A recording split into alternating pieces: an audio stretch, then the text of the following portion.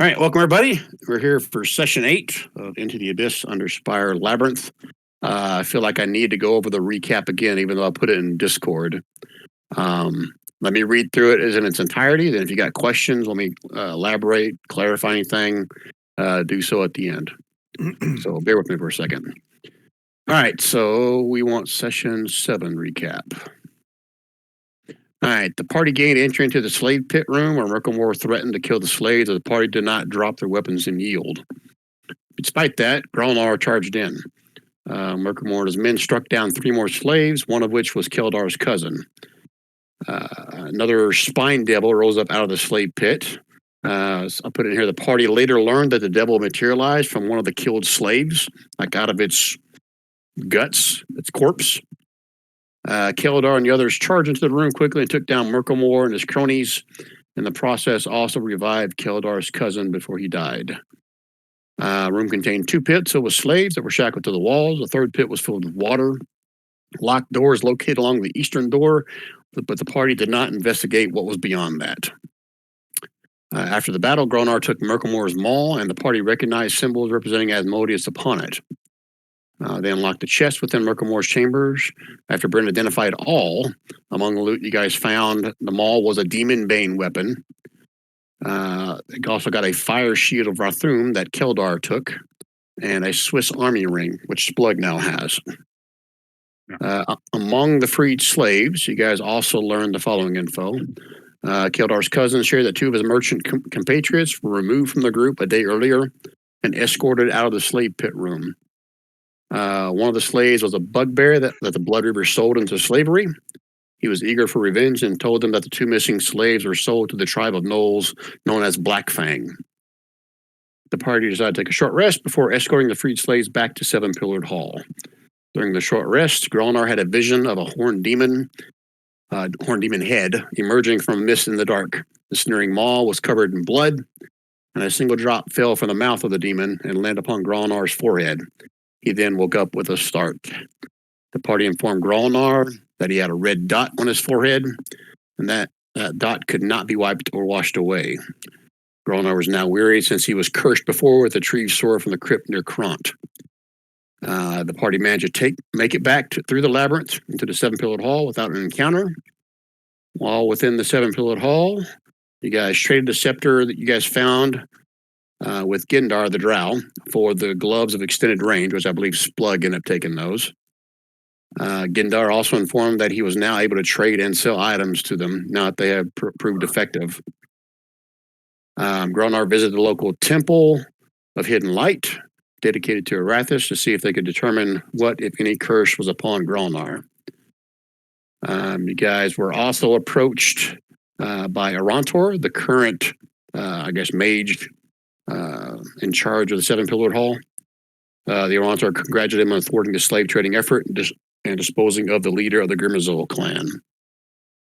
Arantor also shared what he knew about the Black Fang Gnoll tribe. He said he would not be upset if they disappeared somehow. He also gave general direction to the last known sightings of the Black Fang Gnolls. Arantor also shared with the party of his need to find out what happened to the fellow elf Arantor named Paldemar. He had been missing for several weeks and was unsure of his current alliances. He could be dead or he could be planning something nefarious. Either way, he asked for you to keep an eye out for any signs of him within the labyrinth. Arantor gave Bren a sending stone. So that makes 2 you now have, I think, Bren, to keep him apprised of your findings. Plus the 2 secret ones that you don't know about. Yes. Secret ones. Yes. That goes directly to the Raven Queen and Orcus, right? Oh, sorry, it's secret. Never mind. They're secret. Yeah. During the meeting of the Arantor, Gralnar was at the Temple of Hidden Light. The priest was attempting to determine and or remove any curse that was placed upon Gralnar. During this several-hour ceremony, Gralnar saw conflicting images of the horned demon and a soothing woman's face pass in and out of mist and shadow. The priest continued her chants in a language that Gralnar did not recognize, but would occasionally hear the name Orcus and Arathis. Near the end of the ceremony, Gralnar saw the woman's face smile as a hand reached out and touched his forehead. As Gralnar awoke, the priest shared that he was marked by Orcus, but was unsure why or how. The mark on his forehead was now gone. She was unsure if this was a temporary or a permanent fix. And she said, for whatever reason, you had Orcus's eye upon you. She also shared that the Maul was not directly tied to Orcus's eye upon Grolnar, say like a curse. It was something different and beyond her understanding. She believed that the Maul was just the catalyst that gave Orcus his initial connection. Okay, so I put a DM note here. Meta-wise, the Maul gives a bonus versus fiends. You would have learned this when you identified it. But it may have some kind of connection to Orcus. That's where you're unsure of yet. Grolnar decided he didn't want to spend more time with the Maul, but the priest refused to keep it inside her temple. Grolnar eventually decided he would drop it within the river that divided Seven-Pillared Hall. Would he share this news with the party in the morning? ? And back at the Half Moon Inn, the party enjoyed an evening meal, albeit without Grolnar, and a good night's rest. So there is the recap from last session. Any questions or anything that you remember differently or that I didn't share? Any questions about what I just shared? So he didn't throw the Maul in the water? He did. I did. Okay, gotcha. Maybe Yeah. Okay, so it's now the morning. Some of you guys want to head down for breakfast, or is there something else you guys want to do? Meet in your room? You tell me. This is your baby now. I'm going to give a little report using my Sending Stone number 1, the one with the N written on it in Sharpie, so that I can tell the difference between the two of them. Okay. To the Netnyark. I'm going to see if he is there. If she's there. Okay, what are you saying as part of your 25-word message? I'm going to say, seems like Orcus involved, period. I feel like I'm dictating to Siri.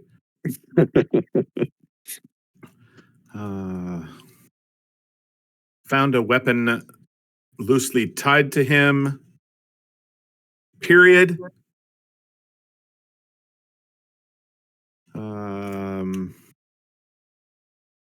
Any recommendations or advice, period? ? Okay, guess I should have wrote that down. Okay, so found a weapon somehow tied to Orcus. Any advice or what else you say? Recommendations, period? ? Okay. Okay, so it's going to be like another minute or so before we get a response back from her. Arunu is her name, if it matters to you. She says, that's disturbing. Not sure how I can help from here. Perhaps seek out a wise mage locally. Okay. We know a wise mage. ? I thought she was going to say, not sure how that's my problem. We know a wise mage here. We could go back to the Arentor and say, hey. While we're looking for while we're looking for P. Diddy, what's your thoughts on this subject? I think it's a great idea. And Grolnar's going to speak up to us and tell his story about what happened. He says, I was marked by Orcus. He had a red dot on me. The priestess, she wiped it off. The red dot. Her god, Arathis. She smiled on me, and I have been blessed. Period? ? Semicolon. No semicolons. No, my grade 12 English teacher told me no semicolons. All right. Colon.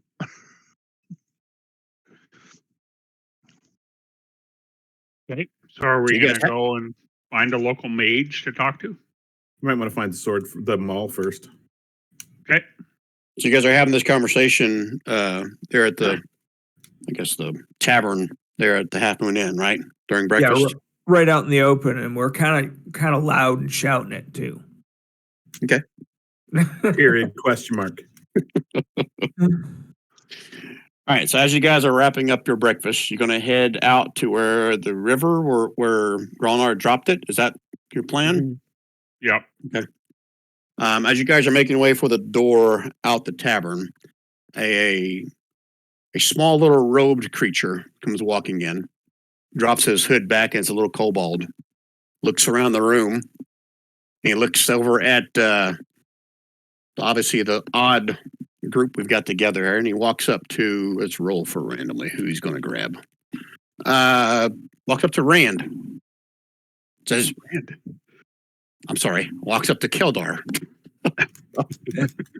Says, you're the guys that took out Grimazol clan, right? That's you guys. Who be asking? I don't know who asked, but I got to know, is that you or not? Keller's just gonna kind of look at the group, trying to keep this with his eyes. He's kind of asking, "Are we trying to keep this quiet?" And Splot's Well, just gonna go. who? You can tell him if you want. You can do what if you want? I'm sorry. I'd like to I'm be not so learning good more at about who subtleties. ye I'm are. not quite sure what you're looking to say here. Well, I can tell you're new around here, but everybody knows me.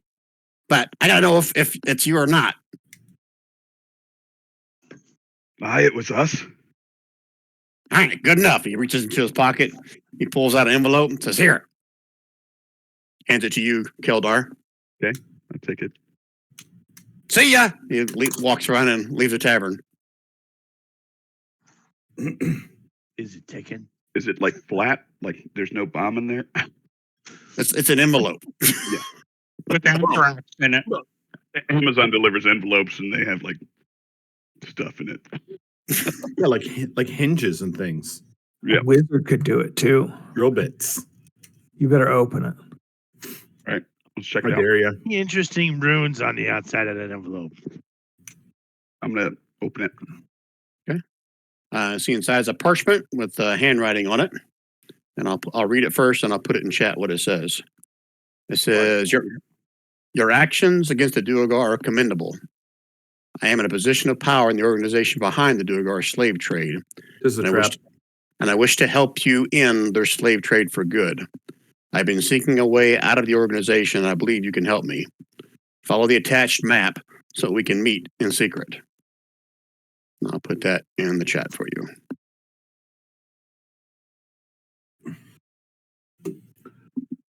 That's a trap if there ever was a trap. Hey, does that smell bad? That We letter set a trap Give it in his sniff. trap. Does it smell fishy? A little bit. I don't know. Then Yeah, we're not big on the slave trade. So I mean Keldar's gonna wanna so they're hitting all the right buttons, though. You give them some map. They tell us they're against the slave trade. They want to get out. Oh boy, here come the heroes. And No, you surprise! trust him. He looks trustworthy to me.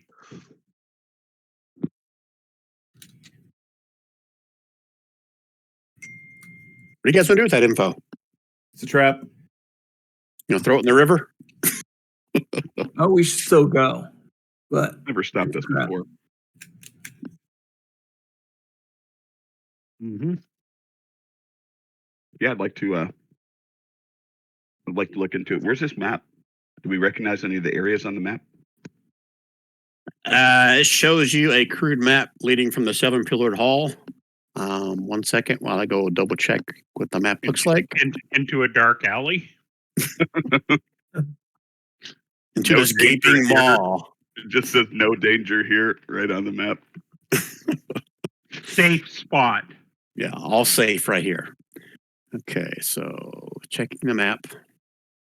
Yeah, we got a message saying, hey, you want a free boat? Come down to the police station. And you guys are all like, all right, let's go to the police station. This is a great idea. Free mall. These are traps. It's the TVs that are real.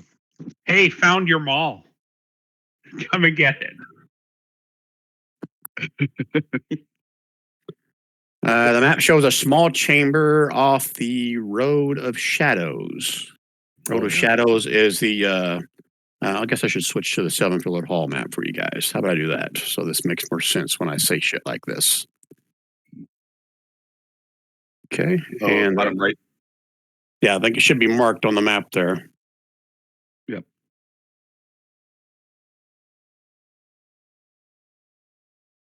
Looks like it's no more, maybe like a half-hour walk. We didn't go that way the first time. Did we go up the Shining Road to the last place? You did take the Road of Shadows when you went to the Horned Hold. Which is where we got cornhole? ambushed. Which is where we got ambushed on the way back. Right, just all for the those- record. Yeah, we got ambushed like a hell on the way. I thought it was on the way there. Was No, it on the way back? on the way back. It was on the you, way had all, back. you had all the slaves with you, and you did not.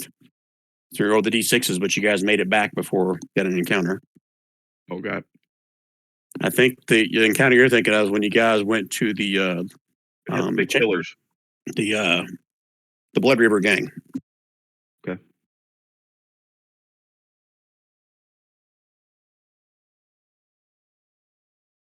All right. So what do you guys want to do with that info? And why did I think the Blood River gang was the slave traded people are? Well, you found out they're the ones that initially raided the caravan, but then they sold some of the slaves Gotcha. to the Grimmerzul clan, and then So, evidently they sold more to the Black Fangs, the Knolls. so it's like you got the Blood Reavers, Grimmerzold, and Black Fangs. Yeah. I believe it's pronounced Gnols. Gnip Gnop. And Durger. So let's go get them all out of the river, see if we can find it, and then go take this meeting. I'm going to stay in my room.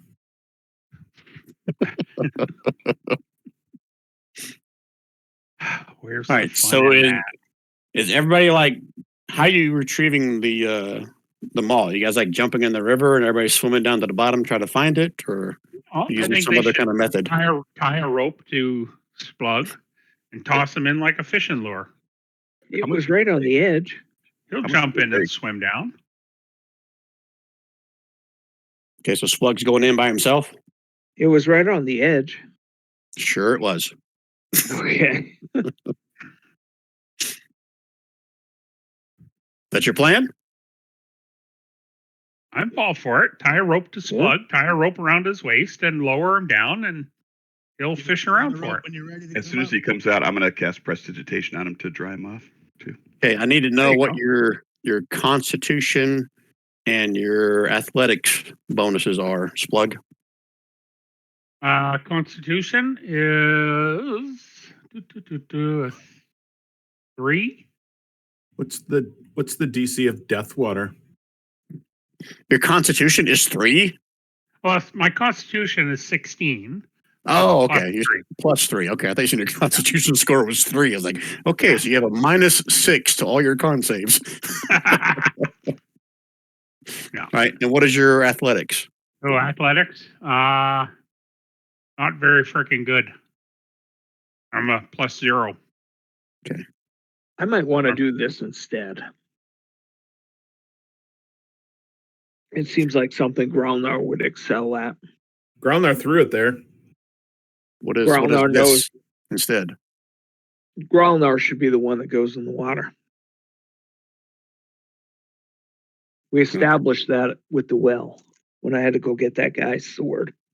No, Or Splug went in and weapon or got it. whatever. Oh, Splug ran the rope down. That's what it was. Yeah, you're Yeah. right. So Growlnar gonna- should be the one goes in the water. Okay, so they're going to tie a rope around you and kick you into the river? If I need a rope, I guess. Yep. Well, it's your call. Oh yeah. I'm going to watch yeah. him really carefully. If he needs to be extracted, I can vortex warp him out of there. Yeah. No, I'll take the rope. Okay, so same question. What is your con modifier and what is your athletics modifier? So my con saving throw or just the modifier? 3. Your is the constitution. modifier. Okay, so it's same as Splug. Okay, and what Yeah, is your athletics? But my athletics is an 11. Plus 11. Ooh, that's a lot better than Splug. Right. Okay, so here's what we're going to do. You guys tie a rope around Keldar. I'm not going to make you guys roll to see how good of a knot you roll, although I should, but I'm not going to. Oh. So I need first you to make me an athletics check to see if you can fight the current Grolnar. Am I on the screen? Oh, I'm down there. Okay.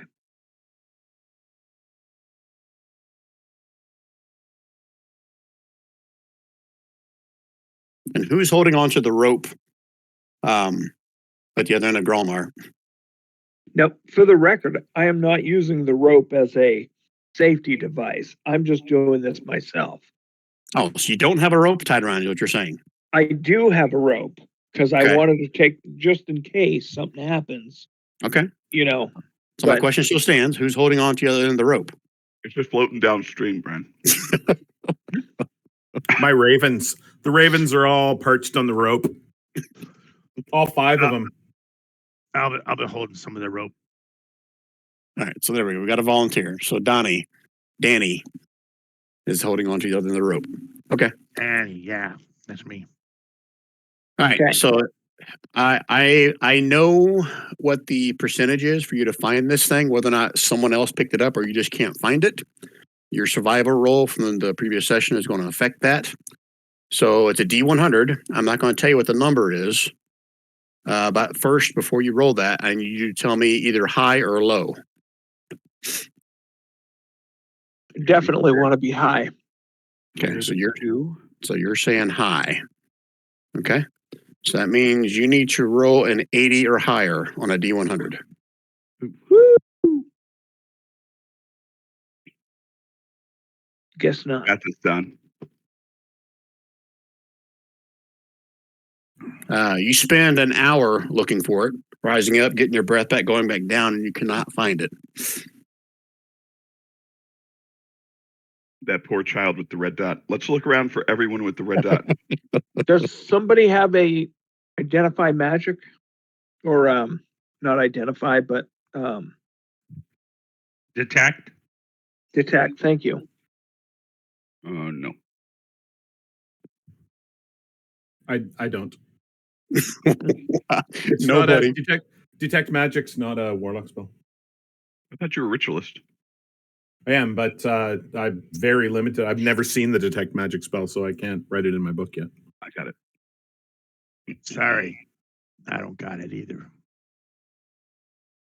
So nobody here has detect magic. Sorcerers don't take things like that. Well, I didn't want the damn thing anyway, so. I think Graham was the one that didn't want it. I think you were rolling on it in the chat earlier, so I think you were maybe looking forward to it. I was Still- definitely giving it a hard look. I'm Okay. gonna still dry him off with the prestidigitation.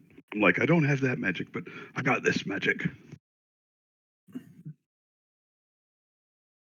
Okay. So All right. you guys have an alternative method on how to find this? You guys giving up? You want to keep trying? What do you want to do here?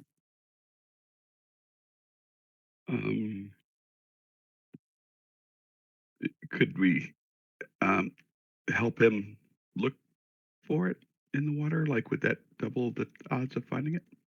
How are you Why going don't we to all look go for down it? there? I'm just saying, if 2 people were there Mm-hmm. instead of 1. I'm looking for you guys to give me a different method of how you're going to try to find it. After Grolnar trying went to down skill- where he trying to dropped it. He's trying to skill check you guys. Well, Okay. this is where you threw it in, and there's a current going which direction, north on the map or south on the map. The current is going north. Maybe we should look further upstream, downstream. Maybe we get 2 or 3 people in a line, and Out to yeah, the we all. spot. So here's what I do. Based on Danny's suggestion, going further down, I need someone to make me a nature check to see if you got a good understanding of how fast this water's flowing and maybe how far it would have been taken down the river. I have a +3 in nature, and I can You give win. myself guidance. You win. There you go.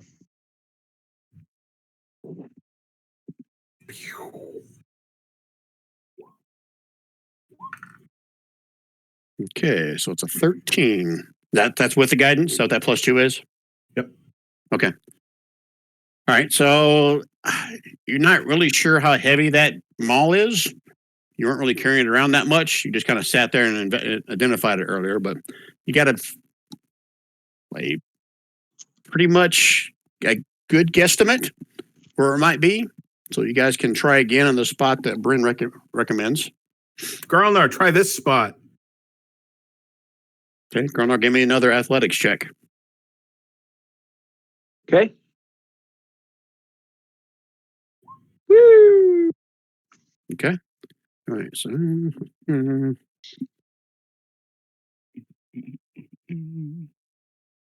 all right. So based on Bryn's nature check, there's another number I'm looking for.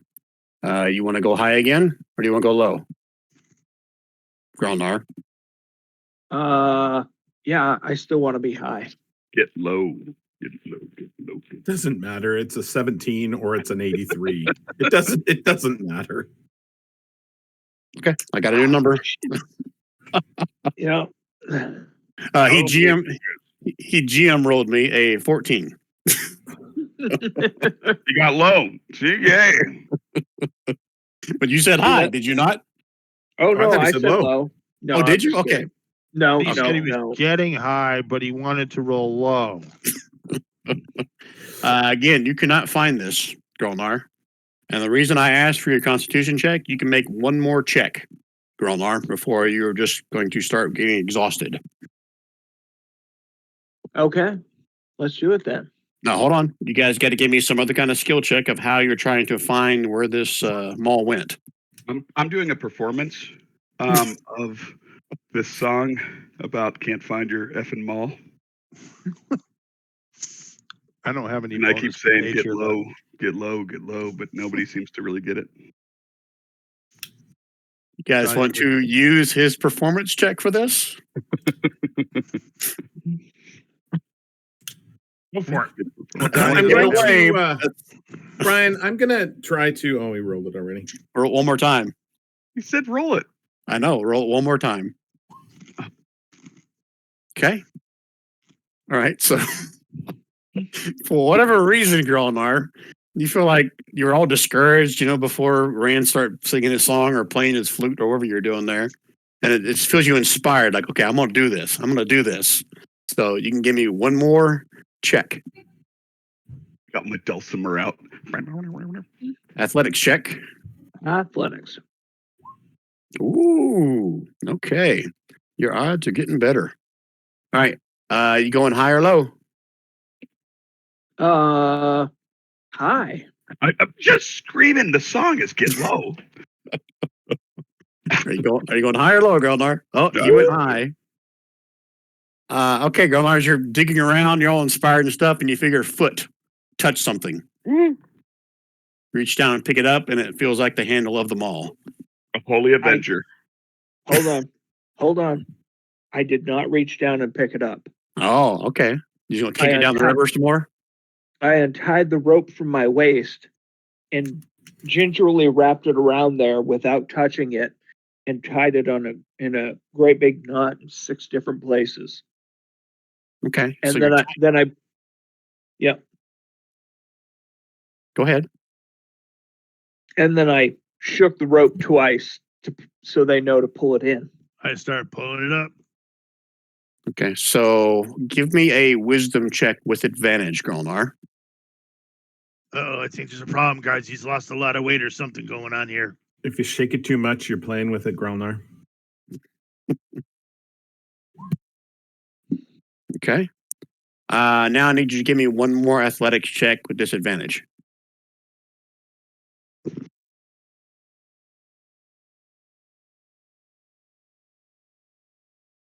Ooh. Oh.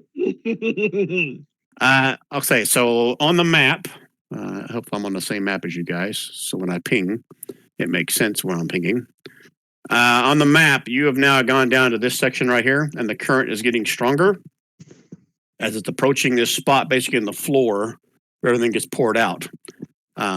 You almost slip for a half second with one of your feet, but you're able to climb back up to the top. And you tied a good enough knot. You guys now have the Maul back on the shore with you guys. Sweet. Mm-hmm. One more failure, and it would have gone right down into the chute. All right, so you guys have your Maul back. Cool. What do you want to do All with right. it, Grolnar? Still, is it? Go ahead. Growlnar's going to walk away from everybody and head towards the bridge. With the Maul? I don't know who was took I got the rope up. I got the rope. What am I supposed to do with this thing? Oh, I'm sorry. I assumed at this point you got the Maul back, Grolnar. Are you not taking it back? Mm-mm. I'm just Okay. gonna drag it behind me like a dead puppy. Then just I'll drag I've it been up with avoiding rope. it. Through the town. he's not touching this thing. I'm not touching this thing. He's like blessings of Orcus as it touches random people and they get dots on their foreheads. But as I walk past him, I'm going to say, the priestess assured me that was not cursed. Then why don't you want to pick it up, Grolnar? And I'm just going to keep walking. Brian can aid him with his check if needed. Why did we go looking for this thing if I'm gonna have to drag it around? I mean, really. Not Yes, touching sir. it. Is that what we're doing? I don't think That's good. Slug could pick it up. He would, but I don't think he can. You can pick it up, you just can't wield it. Is it a warhammer? It's a Maul. Maul. It's a Okay, I maul. can't wield a maul. I can wield a warhammer. Well, you can physically wield it. I'm saying the Splug cannot physically wield a Maul because he's small. Oh, gotcha. Now, But seriously, this is a demon bane weapon. And, I don't know why you don't want to touch it then. well, it's supposed to be demon free. It's supposed to be for killing demons. Also allows you to cast Hex once a day. And Interestingly enough, you're still not answering the question of why don't you want to touch it? I'm just playing because it's, There's not I many need a of li- us that can wield it. There's only 2 of us in our party that can wield it. right. But yeah, How do I we mean, use it? Can we sell it? I mean, it's on the Well, way. we're gonna do one or the other, but should I take this Demon Bane Maul, which that Hex is actually deals radiant. So Doesn't sound like a bad weapon. no, it's this pretty much the same as Acrius, with a little bit better special features. And an extra +3 if you're fighting a demon. Right. Yeah. So why But- wouldn't you throw it on your belt or your back, and if we come up with demons, switch out your weapon? Well, I could do that, but I'd have to attune to it as well. I'm not sure. I don't remember how many things I'm attuned to. Keisha's just what- amulet. Wet dreams about Orcus that really cheer him up. Now, I need to correct what Rob said. It doesn't do extra damage against demons. It does have a Hex that does extra damage. But I can use that once a day on whatever. Right.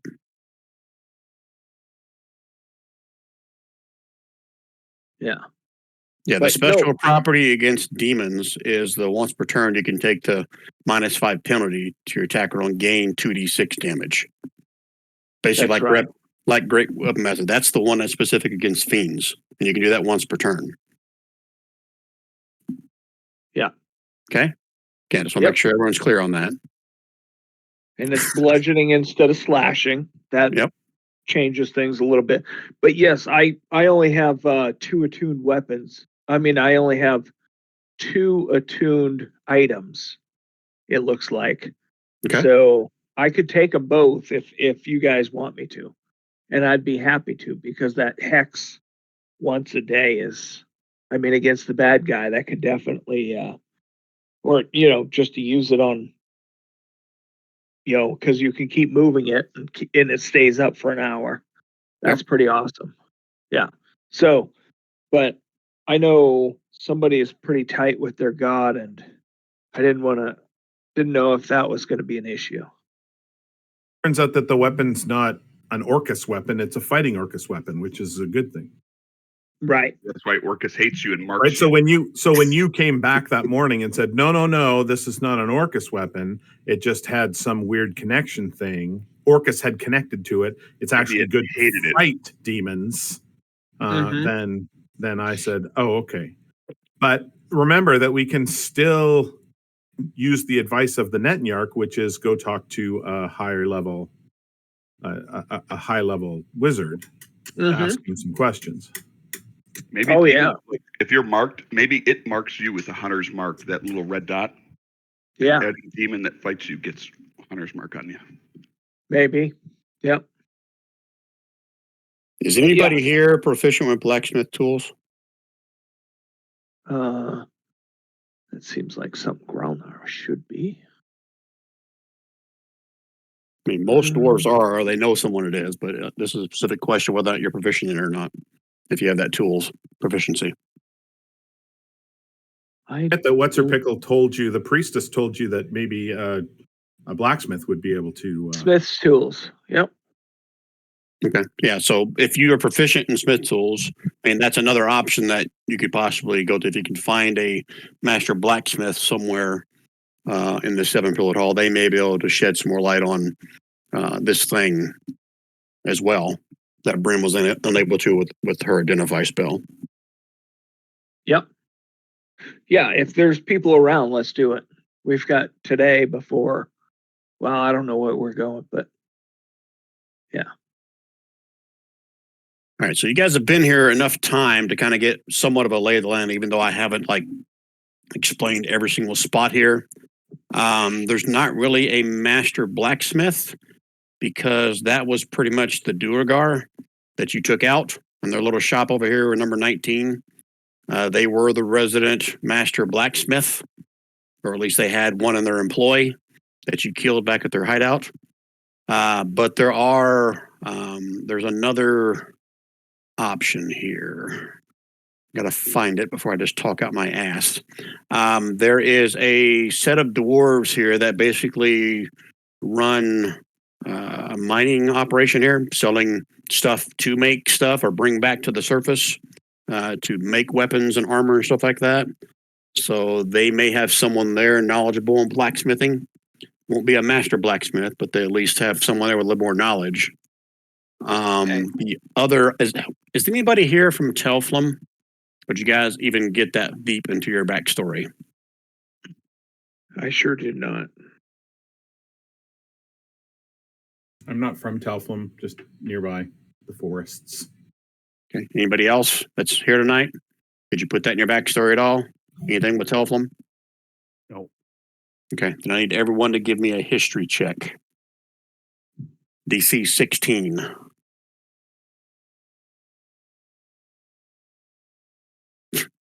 Splug. Why the hell would Splug know about them? But okay. Spluggy's been everywhere. You know, sometimes behind the wall or under a bed. And I think he picks stuff up while doing that. You know, I'm sorry. it's like right on the tip of my tongue myself. And, you know, I've been some pretty seedy places. My cellmate was from Telfum. I knew it. See? Told you. All right. So Spluggy never ceased to amaze me. So Splug, you heard stories of back when you were in your goblin days of someone that got lucky enough to raid a caravan coming from Telflum. And on some of the crates, it said something about House Azir. And since you guys have been here for a few days, you know there is a local merchant shop for House Azir here from Telflum. And they deal in all kinds of magical items. So there's possibility that someone there has heard that.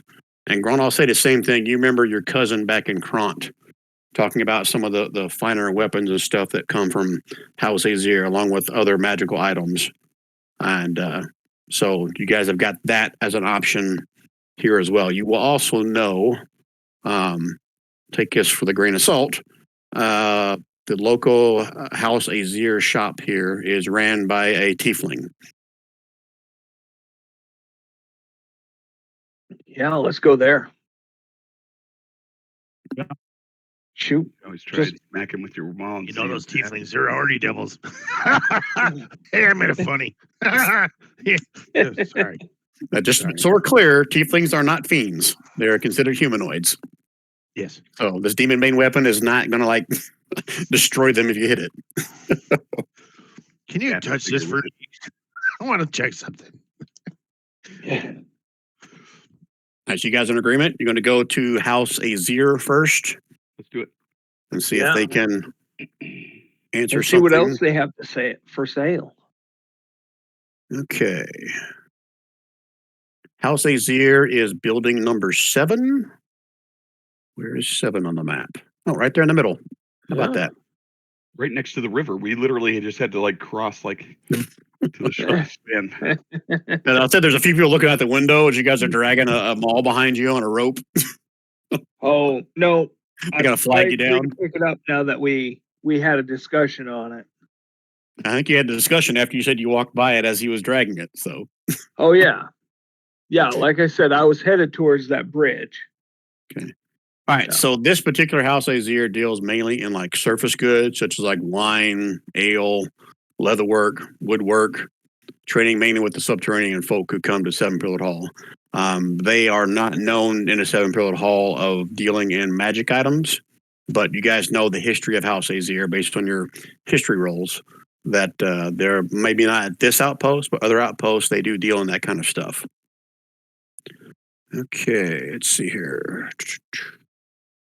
They also do business with the Deep Gem Dwarves. That's the dwarf told you to have the mining company, and they did do business with the Grimmerzal Duergar as well. So they did not play favorites in any way, just whatever made them money. Trading post, a stout building made of stone blocks taken from the ruins of old Minotaur walls. As you walk in, you guys see there's a young, does it say male or female? Young male tiefling sitting at the front desk. Says, I see got some new faces in here. Heard the good news about you guys in the Grimmerzul. I mean, a little bad for business from my personal standpoint, but I'm sure someone will take their place. What can I do for you fellas? Yeah, I guess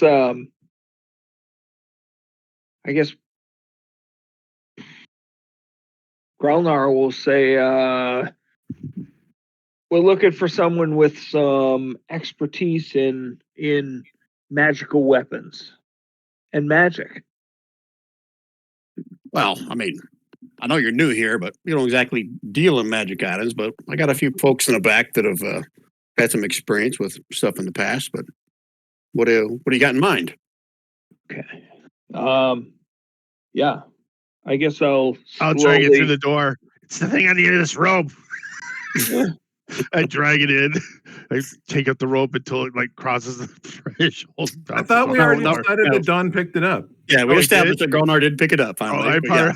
I'm sorry, I missed that. Oh, what an interest that would have been. This damn dog, it won't walk. I got to drag it everywhere. So yeah, I'll slowly pull that out and leave it on the counter for the shopkeeper to look at. Noristo. I put it in chat if you want to know how to spell it. So you Oh, set is that the name of it? that's the name of the tiefling. Oh, okay. Okay. Yeah. The actual place is called House Azir. So Okay. yeah, I'll leave that out on an open area counter, whatever, for Naristo to Okay. take Sit a up look on the at. tip on the counter, and you see the tiefling's eyes get kind of big as he looks at the head of the mall that's got all the symbols on it. He looks over at you again and back at the mall. Says, you're walking around the open with that? You know what those symbols are, right? Tell us. I'm sorry, I didn't catch that. I said, tell us. No, I'm asking you. Do you What know what language those are- symbols are? I speak Abyssal, Brian. What language are they? Oh, they're speaking in common. No, the symbols. Oh, the symbols. They're not really letters. Okay. They're more of like depictions or symbols that represent something, which I think you figured that out through your identify spell, as I recall. So you guys should know that those were symbols somehow tied to Asmodeus. Right. So those symbols have been drawn onto that weapon to try to keep it Potentially. from doing its thing. So really, we need somebody to scrape them off. Oh, you're saying that to Naristo that you know they are symbols of Asmodeus, or They're symbols of Asmodeus. you want them scraped off? That's what you're asking me to do? We want to figure out how to get these symbols off. You're a blacksmith. Can you? No, these aren't the blacksmiths. These are the merchant guys from Telflum. All right. I don't know then. Okay. So, yeah, just say we're coming here for your information. Says, okay, well, that's it's obviously some kind of enchanted mall you have here. I mean, what kind of information are you looking for here? Tell me what we can do for you. Lots of people have magical weapons here. There's more to this. Tell us what you know. We'll pay you 50 gold. Tell us what you know. You need me to identify it? Identify it. Tell us everything. Read it. Okay, well, identify is not a cheap thing. I mean, no offense, but 50 gold pieces isn't going to scratch the surface on what it's going to cost me to do a right ritual for this. Can they identify it any better than I already have? Give me no. I'm gonna say you know this. You're almost positive they're not going to tell you anything more than what you already discerned, Bryn. All right, so I'm going to say to Grelnar, we've already run an identify spell on it. I performed that ritual way back when. So, what is it that we're trying to find out from these guys? What do you suggest? I mean, we came here to figure out something about it. I thought. Well, I thought we were going to the blacksmiths to see what they could do. I didn't realize we were coming to the weird tiefling magic users. Yeah, I mean, are we wanting the Asmodeus symbols taken off of it? Well, are the Asmodeus symbols added to it on top of it being a demon bane weapon? I guess that's a question. Or are the Asmodeus symbols part of the reason why it is a demon bane weapon? Yeah, That I don't know if we'd know. Okay, so is that what you're asking, Naristo? Then? Yeah. So basically, this weapon has some ability to do extra damage to demons. What we're wanting to know is that inherent in the weapon, or does that have to do with the with the symbols that are written on it? Okay. All right, so were the symbols written on this thing, I guess, after it was created, or are the symbols part of the basics of the weapon itself? Okay. All right. So he kind of rubs his chin for a second. He turns around and kind of yells to the back room of the room and a name that I don't have prepared. Billy Bob Joe Thornton. Steve? Yeah, Steve. That's it. Yeah. Steve-O. And out comes walking this short, squat, deep gnome, you're assuming? So I need you to take a look at this. They're trying to figure out if these symbols have anything to do with the inherent magic in it, or if they're just superficial. Then he turns back to you guys, and I'm a business. I can't do this for free. Tell you what, you mentioned 50 gold pieces. I'll do it for 50 gold. But you probably need to leave it with me for an hour or so. You're welcome to wait here in the waiting room if you want, while Steve-O looks at it. But he's going to need a little bit of time to look at it and try to decipher whether or not those two are entwined with each other or not. That's fine. Do you guys want to wait? I mean, there's no reason not to wait, right? Yeah, sure. Okay, everybody's going to wait. I'm going to go hang out near the river and just watch it. And I'll Watch the I'll river. pay I'll 'Cause this pay is him like the the- 50 gold. Because this is like the Minitoon get your new muffler waiting room. It's kind of smelly. I don't like it. Okay. I don't know. Do All they right. have snacks? I don't. Yeah, they got general rations and stuff in here. TV channel That they is can stuck tell on a you. crappy channel. The volume isn't high enough. It's closed caption, but it's not even in the freaking language that any of us speak. It's a terrible waiting room. All right, anybody else want to do anything during the roughly 1 hour waiting time? Well, this is a showroom of magical items, or is it just a desk where they say, "Hey, we sell magic stuff"? Let me go back and read it again. What they deal with here. No, because I forgot between this one and the blacksmith. They deal mainly in surface goods such as wine, ale, leatherwork, and woodwork. Oh, okay. So it's not weapons. Okay, never mind. They're basically bringing stuff from the surface world down here and trading with the Underdark folks. This is kind of stuff that they really can't get down here, at least this style of wine and ale. Got it. Hard to get They trees. just happen to be specialists with the identifying magical stuff. Yeah, they got a few people here that can do that. Correct. Okay. All right. No, then there's not anything here that I'd be interested in. Okay. I'm good. Is there a tavern nearby? They said, well, he points up to the shelves, says we've got a fine selection here of warm ales and wines. Oh, I'm kind of a lowbrow kind of guy, but thanks. That looks pretty fancy. Okay. So if you're going to try to find another tavern, I guess, I think 17 is another tavern. That's where most of the non-normal races hang out. Not normal. Sounds like that's right up my alley. Who's with me? Let's go buy some questionable ale and see if we're still sober now, or first one to a hangover wins. Splug's in. All right, Slug, let's go. Okay, Splug will fit right in there. All right, so Splug and Danny are going to go to this other tavern. The rest of you guys are waiting in the waiting room, right? It was pretty clear that she was not waiting in the waiting room. She's going to hang out by the river. Oh, that's right. I'm sorry. Yes, you are correct. I stand corrected. Don't make me go into the crappy waiting room all over again. Okay, so let me quickly give them a little rundown of what's in 17 while this is going on. Excellent. This is called Rothar's Tap Room. A heap of reused rubble and crudely cut timber has been haphazardly turned into an alehouse. The place belongs to an ill-tempered half-orc named Rothar, who runs the establishment with a loud voice and a rude expression.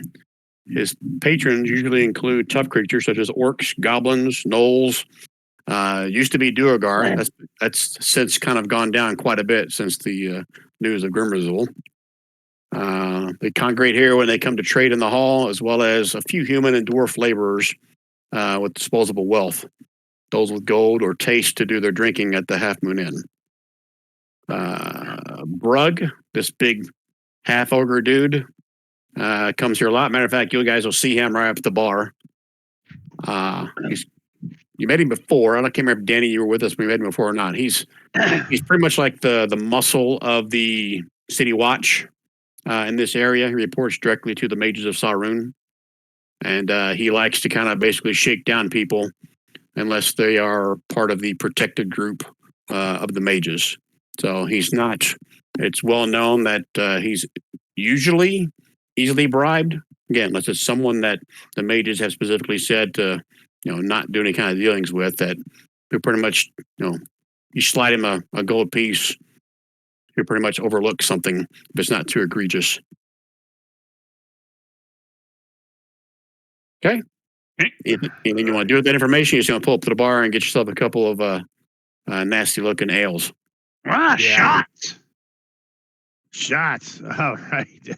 Well, give me a shot and one of those beers. Don't even have to clean the mug. It's okay. We're good. Shot in the beer. Shot in the ale. Okay. Is it your intention to get sloshed in an hour? Not necessarily. We'll see how good this stuff is, Maybe. or how bad it is, I should say. All right, we'll come back to that. So they're at the bar for the next hour. At the end of the hour, Steve-O comes out and he shares with you the fact that from his past history with these demon bane weapons, Usually they don't have some kind of markings on here to a deity or a god. He said it's not uncommon for these weapons to be wielded by either devils or angels because of its nature. It's supposed to basically be a bane against the demons. They said it first started with the blood war, where mostly the devils did it, but when the angels got involved, or the divas, or I forget what they're called in D&D, they also would wield these things as well. So the Asmodeus symbol, as far as he knows, that's not a common thing or even a normal thing on these demon bane weapons. And he also tells you he saw a marking underneath the head of the Maul from what he can only assume was the actual blacksmith that made it. He said the name was Mogrim, Mogrim. He doesn't recognize that name, but he said that's a common place for the makers of these weapons to put their marking on there.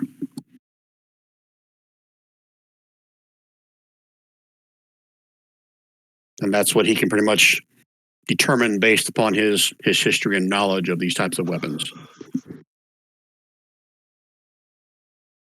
Any follow-up questions to that? Did he indicate in that description whether or not these, I'm still unclear on whether or not these are sort of normal markings for this weapon or whether we should go get ourselves a Sharpie of our own. No, well, maybe a Sharpie, but I was thinking more along the lines of a grinder, a little Dremel tool. So again, he shared with you the fact that these markings are not normally on a demon bane weapon. Right. The inherent magic of the weapon is infused into it when it's made. It has nothing to do with a symbol to whether it's Asmodeus or Arathis or Palor. Said those are normally just for looks and for I guess pride purposes for the wielder. So we're going to impart to him that this particular weapon does radiant damage and therefore would harm. It would be something that would be more likely wielded by an angel, but not with these symbols on it. He says, yes, all demon bane weapons do radiant damage, but in the blood war, if you're not familiar, that's the eternal war between demons and devils. It's not uncommon for one or the other to wield it to do damage to the one they're fighting against. Oh, because the demons are fighting the devils, and the devils are fighting the demons, and right, they're fighting to a stalemate. Right. Okay, that makes sense. So these are actually a devil. So what you're basically telling us without telling us is that this weapon was likely wielded by a devil who was on the Asmodeus' side. Who that's what the Asmodeus symbols are, and it was fighting against the demons. That's what you're telling us about. That's what you're telling us without telling. So that's a fair assumption on your part. Yes. So can you tell us why it would incur the eye of a demigod demon then, having this on your person for very long? He asked you to elaborate. What do you mean by having the eye on him? Well, and I'll elaborate as long as you don't mind, Grelnar. Don, you still with us? Grelnar's dead. Jump back in the river. This whole time on mute. I'm sorry. So I'm going to elaborate and say, listen, when my friend Grelnar here first got the weapon. You don't want to. Why do we have to point why don't we have to point to who it happened to? Just say, hey, this happened to the person that originally found it. Yeah. Just to make sure they don't start giving one of us like me the stink eye because they think I'm a demon or something. No, we'll go back I'll go in whatever you want, Don. I would have gone all the way through to the priestess sort of healing it, but which they could very easily go and confirm if they wanted to. Sure. No doctor-patient confidentiality in 5e, I'll tell you that right now. That's true. All right, go for it. Yeah. So I'm going to tell them the story of how Gralnar was the one that sort of picked it up for us when we found it, when we were dealing with the slavers, and that over a short period of time of having it on his possession, he had some visions of who we believe to be Orcus, and then I spit on the ground, Orcus, and his vision showed that he had that a drop of blood landed on him, and when he awoke, he in fact did have a red dot on his forehead that we couldn't get rid of, that we didn't know how to get rid of. Must have cursed him in some way. We went to the local priestess here over in area number 5, and she did a bit of a ritual and managed to remove that curse. She said that the eye of Orcus had been cast upon our lovely friend here, and that she had managed to get rid of it, and wasn't sure if it would come back. And we're just a little bit confused as to why this weapon that was being used on the side of devils would provoke this kind of effect, this kind of demon effect. Okay. Did she do a ritual, or did she do the mom thing where she licked her thumb and just wiped it off? This weapon is abysmal. Abysmal. Gralnar will chime in. Arathis, she smile on me. Okay, let's see. So he tells you that he hasn't heard of a demon bane weapon causing what you describe to happen to anybody that wields it or that is around it. He said perhaps that is just by the nature of what this weapon does. You get and the fact that it's got Asmodeus's symbols on it. I mean, I could understand. He says I can understand why one of the demon lords or the archdevil himself would want to somehow know who's wielding this. But beyond that, I couldn't tell you why or what that dot even meant. I mean, that's something you need someone that has a little more magical knowledge than I. Fair enough, but nothing that's written on this weapon, nothing that you could identify on this weapon would give you an idea as to something like this happening, I guess is the question. And you described what the vision of Gralnar's looked like before he got his dot in there, right? Yeah. Okay. And he kind of, at that point, he would have conversed a little bit back and forth in the Risto, the tiefling.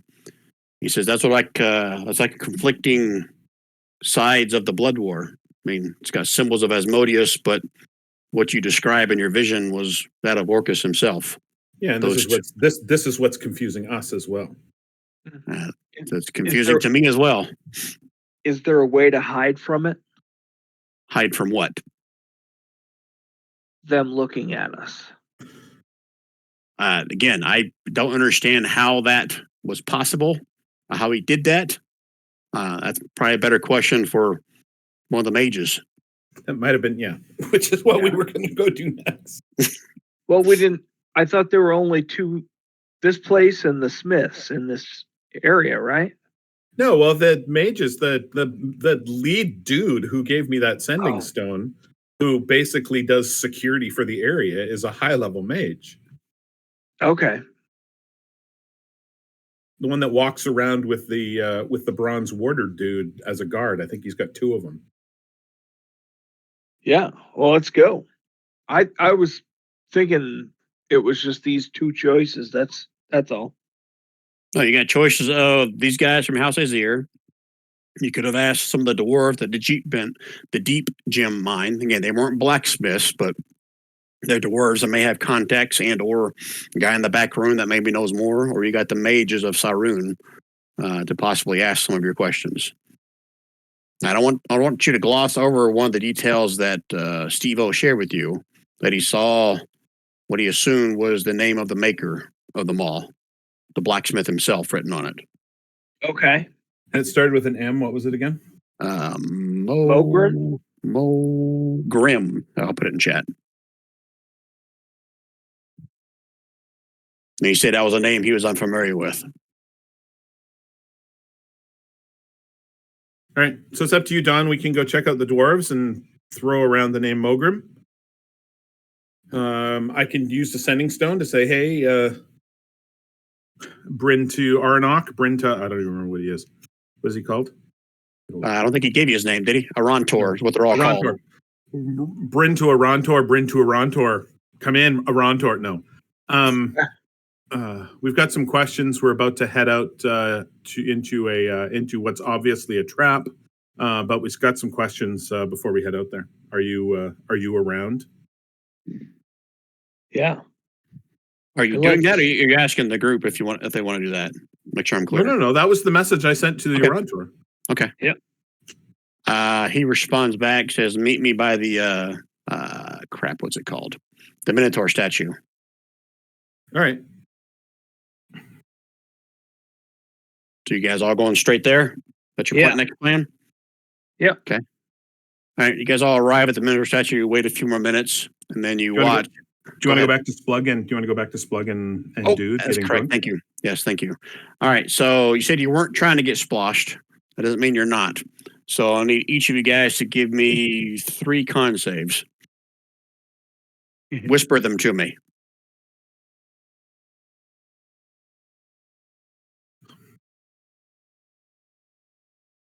All of us.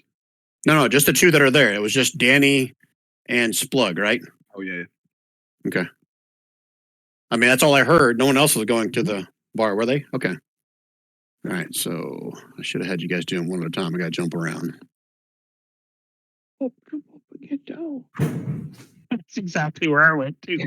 Jump around, jump up, and get down. So Splug, after the first hour, I mean, you don't feel hardly any effects. You kind of increase your dosage a little bit. And by the end of the hour, I mean, you're looking over at Danny and you see 3 of them. Oh, all you Danny's, I have 3 friends now. Great. You have disadvantage on all ability checks, attacks, and saves right now. And your speed is halved. You can barely walk. I'm just going to climb up onto Donnie's back. Okay, hold on. I got to look at Danny's rolls. Danny, you're about as drunk as Splug. Oh, good. Oh, wow. So he tells you there's 3 of you, and you said that's right. There's 3 of me. Yeah, pick the right one. I think we should. Where were we here for? We came in for Drake's. Let's see. Drake and Gamble, right? No, wait, no, it wasn't it. Wait. Where's everybody else? Hold on. We're not done yet. I need each of you to give me a perception roll at disadvantage. Ooh, sorry. Perception? Perception at disadvantage. Well, that's pretty good. Oh, shit. Sorry, I take it That's off. not bad. Shh, Splug, shh, you're supposed to whisper. It's okay. You're supposed to whisper. Not bad at all. I'm sorry. Dude, you can't hold. What are we drinking? Donnie. Whatever Donnie, that gray stuff Donnie. was. Donnie, pull my finger. No, I'm not doing that again. Pull my finger. No, wait, man. I still have the last one's taste in my mouth. No, wait. Give me another ale. I gotta wash that out. I'm sorry. Go ahead. So over the course of the hour, you guys make friends with quite a few people in the bars. You get drunker and drunker. And they're both of you at one point catch someone like giving you a hug while their other hand's trying to go into your pocket. And you like look down, you see his hand, you guys both laugh about it. You don't lose anything. But there was a couple of times where they were trying to like see what was in your pockets or your backpack or whatever. Same person? Yeah. Nope, 2 different people. Hey, Okay. quit trying to grab my ball. The second one, can I attempt to grab the hand? You certainly can. Give me a dexterity check with disadvantage. Oh, this is gonna be fun. And it's Splug. It's a check, so I gotta click on this number instead. Wow, that really sucks. You go to swipe at his hand and you hit nothing. You're not sure if what you saw was real or you were like too drunk. And Got it. All right, hey, We Slug. should go. I'm starting to feel violated. Slug. Slug. You listen. Hey, I'm over here. Donnie, you grabbed Look at my me. Maul. Hey, look at me. Look. Yeah? Somebody's trying to fill me up. I don't think it's the right race, so I want to get out of here. We Besides, I think I'm going to throw up. So should go. I don't know what that gray shit was, but the last one had chunks in it. We should go. It's called claw wine. The best. Claw wine. Yeah. Don't tell me what's in it. Let's just go. It's a good vintage. I think it's been over an hour, but I gotta go. Wine? I mean, Claw I just wine. start making my way for the claw door. wine. Okay, I've just added a new drink to the lore of Codelands. Claw wine. Okay. I like it. All right, so you guys are Brian, stumbling. claw wine is actually made from the distillation and basically rotting like seafood, shellfish. Oh, I was thinking it was like something that has like a drink has toenails in it. No, fermented Lobster. seafood. It's like lobster claw. Lobster claw claws wine. that are going bad. Yeah. Yeah, Pickled. Actually, Pickled another toenails. campaign. Hey, Yeah. Donnie, if you thought it tasted bad going in, wait till it comes out. Oh, dude. Let's go find it. Let's go find the rest of the. Yeah, let's go. All right, so you guys are stumbling out of the bar. Yeah. Or Okay, yelling. Give me another perception roll, disadvantage, both of you.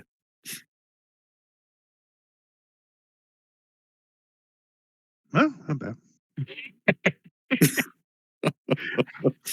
I'm just walking around yelling. Splug, you walk outside and you start looking at Danny's ass. You're not sure why, but you just And I can't don't- keep your eyes off his ass. You. Oh shit. Danny, you do catch a glimpse of the guys walking up the stairs over towards the big Minotaur statue over here. All right. Hey, Splug. Grandma, your breath What the is hell, really dude? good. That's, what are you checking me out? Don't do that. Don't. Oh God, I'm gonna throw up. I see. Let's go. I see him. They're over by the monitor. You gotta go. Hold on. Take a whiz. Just follow. Let's go. All right, so you I'm guys gonna are over. stop by the residences at number 6. Lean up against the wall and try to make myself vomit. Number 6. Where that 6 is way over here. Yeah, it's like straight. Oh wait, no, I'm sorry. You guys are in 17 17 right now. All right, so I'm going to lean up against the pillar by the first bridge there on the way to the monitor station statue and try to make myself vomit. Try I'm to a make little yourself embarrassed. vomit. Yeah, I'm not far from it with all that crap in my gut. So I'm just going to kind of like think of brewed toenails or something, just try to get whatever's left in my gut out.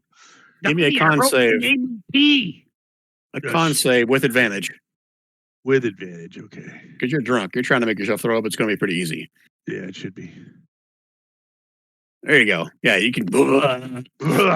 Oh, 2 chunks of stuff come out. yeah. You don't remember eating or If drinking you that? had failed, you would have Oh. pooped your pants. And as soon as Splug sees that, he just Ralphs all over the place.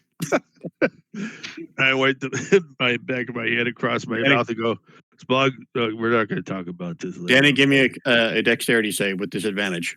Dex save disadvantage. Oh, this is going to be fun because I don't have dex. Yeah. As you're leaning over, puking up your guts, you hear Splug behind you starting to Ralph and just all over your back, like goes inside your pants, right down your Oh. legs. In So- your pocket, in your left pocket. That's going to specifically. make me spew even more then. Give me a Splug con actually- save, Danny. Splug actually grabbed your pocket and opened it like a barf bag and just filled it. Oh, come on. You wouldn't be sober enough to figure that one out. Nice Give me try, con- though, Splug. Con save disadvantage, Danny. Oh, con save disadvantage. Oh, Oh, you can feel yourself Actually- about to throw up, but then you swallow it. yeah. Splug, you fucking asshole. I'm not drinking with you again. Jeez. Right. Let's get back to these guys. Yeah. So you guys are up here waiting, and you hear some kind of commotion of like some kind of somebody retching over and over again. You guys look down, you can see Danny and Splug over here kind of puking on each other, around each other. And as that happens, you guys watch as the Arontor materializes, like from some kind of like a misty step, teleportation, not really sure, but he materializes right in front of the statue. And he now stands before you. Says, Bryn, you called? Bryn, There's baby. a couple things here. First of which, and I sort of indicate to Gralnar to hold the Maul up. And I say, we've got some questions about this item that we found last night. While you and I were talking, our friend Gralnar here had gone over to the temple. We found this item in the in with the slavers, and I go through the same story that I just told to the tiefling dudes. Beginning to end, don't hold anything back. And really, I pass on the name of I include the part of the story where we talk to the tiefling dudes. And I pass on the name of the Maker's Mark. the Maker's Mark that they said had made it. Okay. Mogrim. And basically ask if he knows anything about this, if he knows anything about why the opposing faction of demons would have a trace or a mark or something on sort of make a mark on our friend Gralnar here. He doesn't have it on him anymore. I've talked about the whole temple, the whole story. I just go over it all and ask him if he knows anything about it as sort of the first thing that I'm going to talk about. Okay. All right. So, first things first, let's talk about what you shared with him that the guy at the House Azir, the name of the blacksmith. He tells you that he's heard that name before. It's been many years since he was active, but he used to be a blacksmith under. He was an employee in the Infernal, where is it at? Sorry.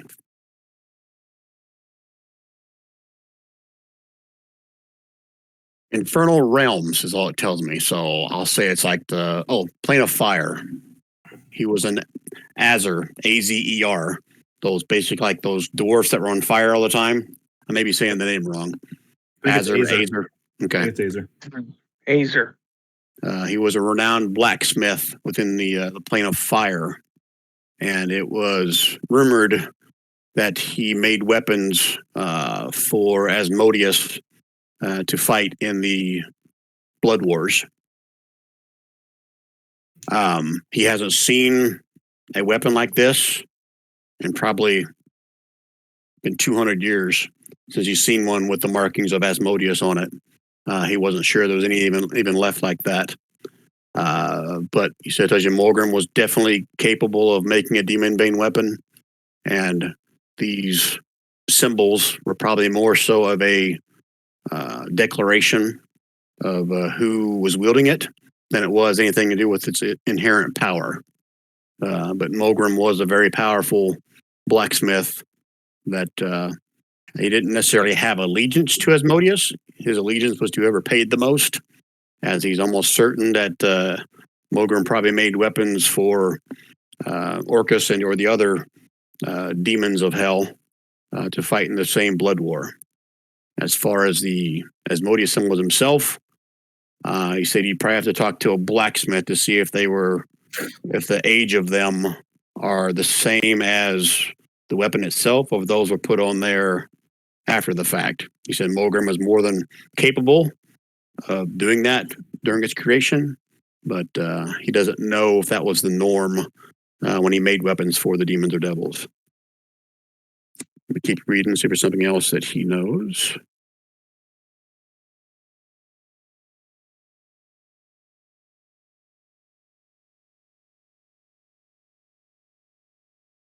Yeah, everything else here is something you're going to need a master blacksmith to decipher anything more. Okay, and your other question, okay, that was about Mogrim. Second, about the dot on Gralnar's forehead, and how if that's tied to the Maul itself. Well, there's a paradox, right? There's a paradox here between the demon war in the blood wars, because Right. this is obviously a weapon that's on the devil's side. Why would Orcus have a tie to it with this dot and this mark and this vision? Okay, so Arantor tells you, in his opinion, if this was truly indeed a weapon to fight demons, it makes perfect sense that Orcus would somehow keep track of it so that he could track down its wielder and destroy them before they destroyed any more demons. So is it a scrying? Is it a scrying effect? Is it? He starts nodding his head as you say that. So I'm not aware. The scrying spell itself normally does not allow you to scry upon an object. However, we're talking about Orcus here, so he may have, over his eons of subterfuge and scheming, figured out a way to bend the scrying spell to be upon an item. And perhaps that's how he came to Gralnar in his vision, just being near the weapon. Is it possible when the priestess took the curse off of Gralnar that she also broke that scry? Tells you it's possible. Again, he's not even sure of a spell that could be tied to an item, so it would be a guess if he told you whether or not that was a permanent fix or not. But he says it sounds like Orcus has figured out a way to make scrying upon an object rather than a creature or a place. So how confident is he? What's his sort of level of confidence in it being potentially broken, knowing that he doesn't have a high level of confidence in what kind of spell could have done it in the first place? He tells you that, well, the only way to be certain is to wield it again for a while. Yeah, that's And see if it exactly what happens I was again. thinking. Because that's really what you should do, John, is you should keep it on your person for a while, see if the same thing happens again. You know the priestess can get rid of it for you. We can give her a little bit more gold. And if it doesn't come back, then we know that she's broken it. I was thinking that earlier. You're on mute, Don, or you think it's a terrible idea. God dang it. Might Sorry. also heal up your hemorrhoids too. Yeah. But no, that's a great idea. And but you know, it's gonna take a support cast. If something happens, I might start taking you all out. I don't know. Well, yeah, but that didn't happen before. You just got the dot on your head. Right. That's a tracking dot. That's a homing beacon. That's an EPIRB. If you say that out loud, Aranto kind of nods again and says, you know what, that makes sense. That's what I would do if I was him. I would use the Maul to see who is wielding it and then figure out a way to mark its wielder so I can then scry on them. Okay. So Hold on, say that again, Brian. He said, if I was Orcus. Oh, okay. Okay. Oh, is that the only part you need to clarify? No, I thought to myself that maybe we were going to turn the tables on Orcus. yeah, that's what I thought you were Reverse saying the too. scry. Reverse the scry. Cross the I streams. thought that's what the mage was thinking. Cross the streams. Okay. So yeah. So low chance of anything bad happening except having some more bad dreams. And I've had bad dreams. So I think I'm game. I'll start wielding that thing and seeing how it goes. And the mage just reiterates that if you see the red dot come back, then my gut tells me that that's Orcus's way of marking you. So he can scry upon you and not just on the weapon. All right. Yeah. And should I come back here or should I go back to the priestess first? Says, if the priest did it once, then she can probably do it again. Okay.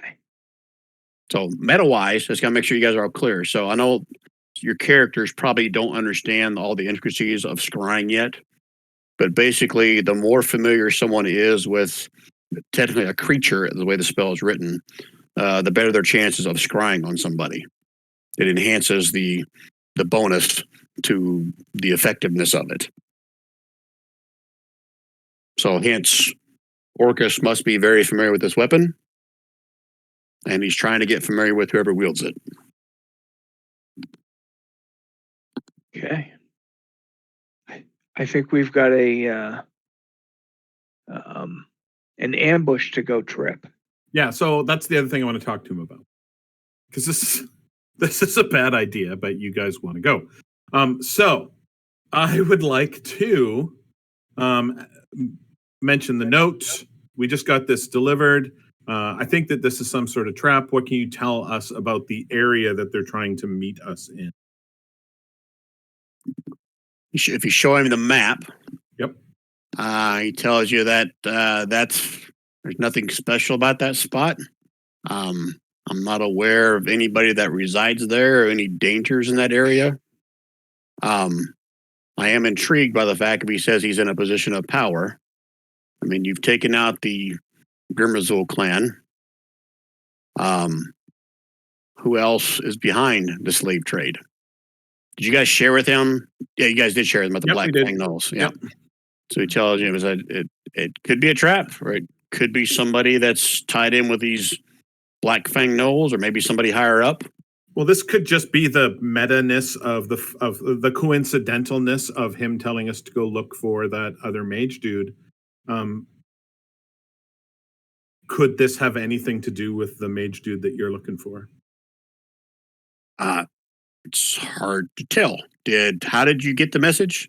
I'm assuming you told him that there was that little kobold, right? It's a stupid kobold idiot, as most of them are, except for one that I know of in history. He's like, oh, you're talking about Shirok, aren't you? That's who I'm talking about. Yeah, people use them all over the place to send messages incognito. Did you ask him what the person looked like that gave him the note? No. No. Rand did, but he forgot. Rand did, but he forgot. Did I miss that? I'm sorry. No, did you ask that, Rand? No, we didn't. Okay, all right. That he was a big time slaver. It's labor like. It'd be a guess if I mean it certainly sounds like a good setup for a trap, but I have no way of confirming or denying if that is the case. Right. So I guess the deeper question here is, if this is a trap, what can we know about? Do you have any secrets of the terrain that we can know about that will sort of keep us from walking directly into this trap? Is there backdoor entrance? Is there a rooftop entrance? Is there a portal that allows us to port into the space? Is there anything like that'll allow us to sort of check this place out without walking through the front door with our chests open? Well, he looks at the map again. And says, well, this particular alleyway that he's got you going down does come to a dead end, which could be for good or bad, I guess you'd say. But if you're asking me to teleport you to this place, I don't know that I was, but I am now. I hadn't even thought of that, but thanks, Arentor. He's like, I can do this for a fee. I can get you close. What kind of fee are we talking about?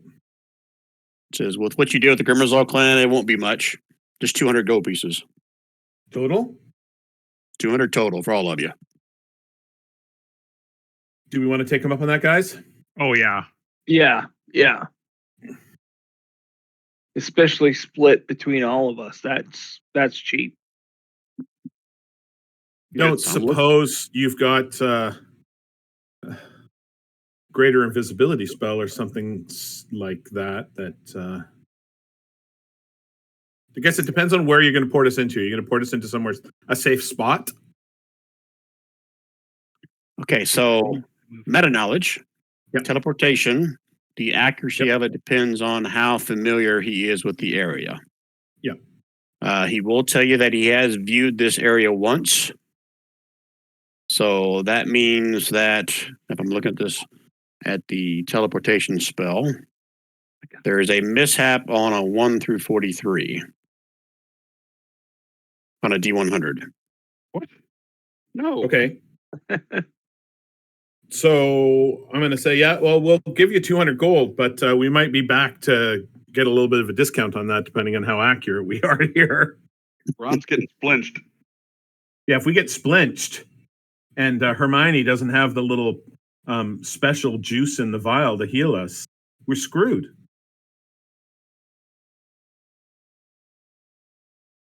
I'm reading more on mishap and what happens if spells unpredictable magic results in difficult journey. Each teleporting creature the target takes 3d10 force damage, and the DM re-rolls on the table to see where you wind up.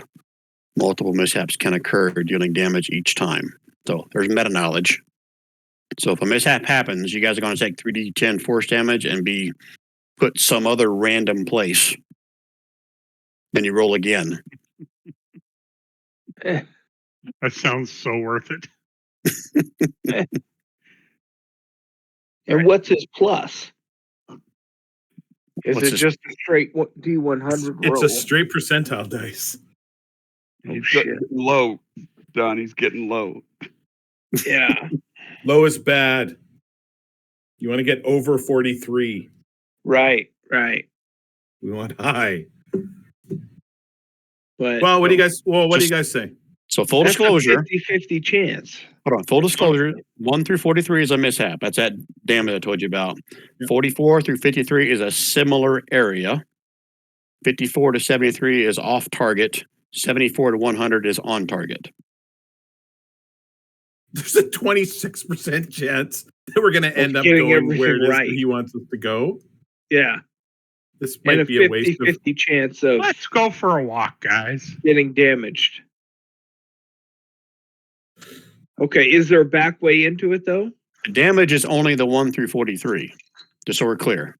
Yeah. But Does he have a, the other, does he have a the other potion numbers, you go somewhere else Does he have a randomly. potion or a scroll of invisibility or greater invisibility? Because that would help us better. We're going to walk there. And one of us can take it and check it out. Says, I can't start handing out scrolls to every adventurer that comes down here. So Would he sell one? no. Well, I don't know that we're basically just every adventurer here. We've done a lot of good for this area. We've gotten rid of some of the major slavers in here. We're also looking out for this other Arantor guy that whose name starts with a P that you've asked us to look for. We're here for a good time and a quality time. We're not just everyday adventurers, and I think we've proven that already. Give me a persuasion roll at disadvantage, Bren. Good choice. Very high DC. Guidance. Oh, How high is the DC, Brian? It was 25. Son of a bitch. Nice. All right, so fuck. That's my best ability, by the way. Yeah, let me read greater invisibility, see if it's gonna be that or a regular invisibility. Only level Basically 7 means spell. that if it's greater invisibility, I'm fucking Every taking level it. 4 spell. If it's just normal invisibility, somebody else can take it.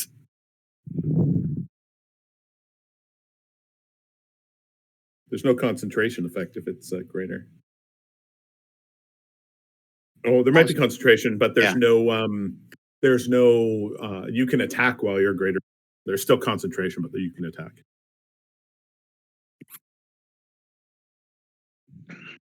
All right, so here's what I'm going to do. He tells you he doesn't have a greater invisibility scroll prepared, but he has 2 normal invisibility scrolls available that he's willing to sell to you at a discount. So how about if we give you the 200 gold for those instead of you teleporting us, and we'll go and deal with this problem, which I suspect is going to help you in the end anyway, because we're going to get rid of some more bad guys, and then we'll continue our search. We'll continue our search for Mr. P. Persuasion check with advantage this time, since you rolled so damn good on your first one. Which kind of check? Sorry, Persuasion.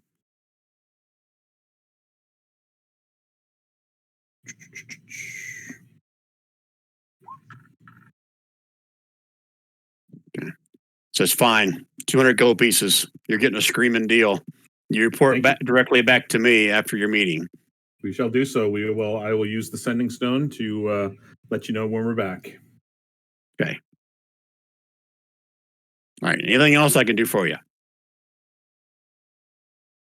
Don't tell anybody I sold those to you for that amount. No. We know that this whole thing with you has been we're not talking about this whole thing. We're not talking about what we talked about last night. We're not talking about this little business. Thank you for your help with the weapon. Thank you for your help here. We'll let you know what we find. The first rule of meeting with the Orantor is we don't talk about the meeting with the Orantor. Yeah, and we don't talk about the meeting with the Orantor with neither Splug nor our friendly cleric, who are pissed to the gills. They don't even know. They don't even know that we're talking about it. Okay, if you guys are done with him, he'll wave his arms and he'll teleport away. Okay. All right, so you guys can see both Splug and Danny kind of sitting down now. Their backs up against the column here. Both of them kind of covered in vomit. I am. Anybody got a cure poison spell or anything, or because otherwise we're gonna have to wait until these guys sober up. Oh, Can you make with the prestidigitation? It's 4 in the morning and I don't give a fuck. Got a heater in my cart and I'm off to the rodeo. Splug doesn't know how to turn away when he's puking. Somebody help me out. I need a bath for prestidigitation. So anybody have something to help them get it past their drunkenness? I can give him a bath, or with the prestidigitation. I mean, Don, do you have a cure poison, Don? I have Keisha's amulet, and as a bonus action, I can grant an ally within 5 squares resistance from the amulet, and that would be from poison. That's going to be resistance to poison damage. Doesn't say anything about advantage on saves. It just gives you resistance to the damage, right? You're right. It says you gain resistance to the chosen damage type. Right. So, apologies. Nope, I don't have anything. Yeah, I don't either. Okay. I want Danny and Splug. Roll me a D4. This is how long it's going to take you to sober up. Oh, wow. I'll say the prestidigitation that Keldar, whoever it was, cast on him, like you don't smell the vomit anymore, so that helps. So after about an hour, they seem like they're okay to continue on. All right. Anything else you guys want to do during that hour, or are you guys just basically waiting for these two guys to sober up? I Ridicule them the whole pat time. myself down as I'm sobering up just to see if anything's actually missing. I vaguely recall being pawed at. Give me a. I don't want to do this. A perception check. 1 perception check. Regular? No, it should be disadvantaged because you were drunk. Quite Trying to remember where the hell you put stuff. Perception. Slug's feeling up Danny too to see what he's missing. Oh, wow. I'm nailing the perception checks tonight. Okay, Splug, give me a sleight of hand check. Sleight of hand. hey, can you go down the basement and put this remote? Oh, sorry. I'm already in the basement, dude. That's where Splug's hand is, in the basement. Danny, you are strangely aroused, but you don't know why. You don't know why. But no, you're fairly confident you still have all the stuff that you walked into the bar with. Okay. That's not my hand. Whose hand is that? I don't know. Kind of like it. All right, you guys are heading to the spot on the map, right? Yes, but what I wanted to ask was, who's going to be the one? Who are the two that's going to use the scrolls? Well, I think we're going to give them to the people that have the best So Splug and stealth, right? Because Excuse me. invisibility isn't undetectable. It's just invisibility. right. So Splug and who's going to be the other?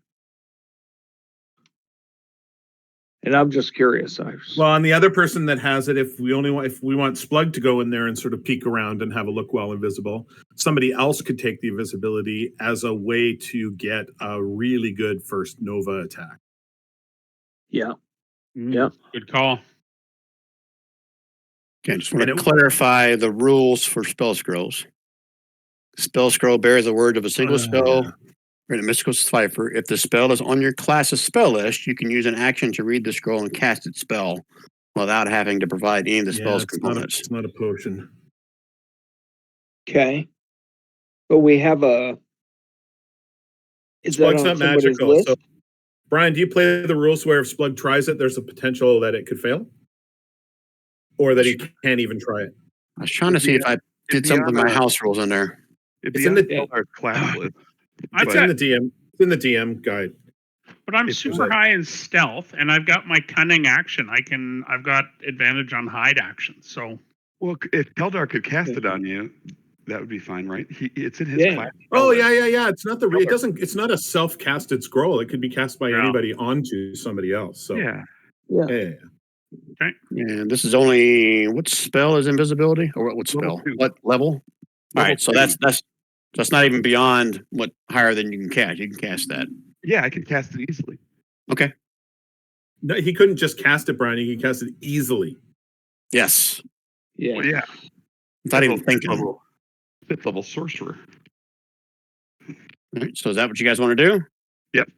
Yeah, Okay. and then So who's the other person? well, we can hold on to it. Just We could, but if this turns into a trap, we're going to need to do some smacky. This is going to be a trap. This is not just a friendly. This is not a wine and cheese party meet and greet that we're going to here. right, but if It's a Splug Tupperware can party. get in and get back, then we can formulate a plan and Yeah, use that's the true. And then we can spells decide in then if at needed. that point. Yeah. That's true. Put me in, coach. All right. Good luck, So- Splug. We're all counting on you. Okay, you're just casting it on Splug. Are you going to wait till you get closer? Are you casting it now? What's your plan? How long Why does it don't we last? cast it now while we all wander through the dungeon? I told you it's like a half-hour walk. That's why I'm asking. I think this will Okay. last for an hour, right?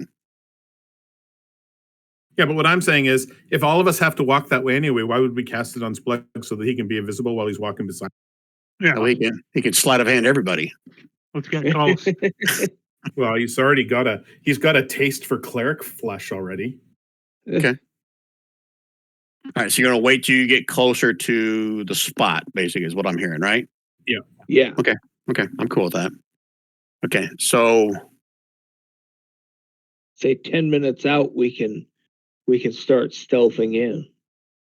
Or whenever, it makes sense. so who is reading the map and trying to navigate your way to this spot? Not it. Who's got the survival?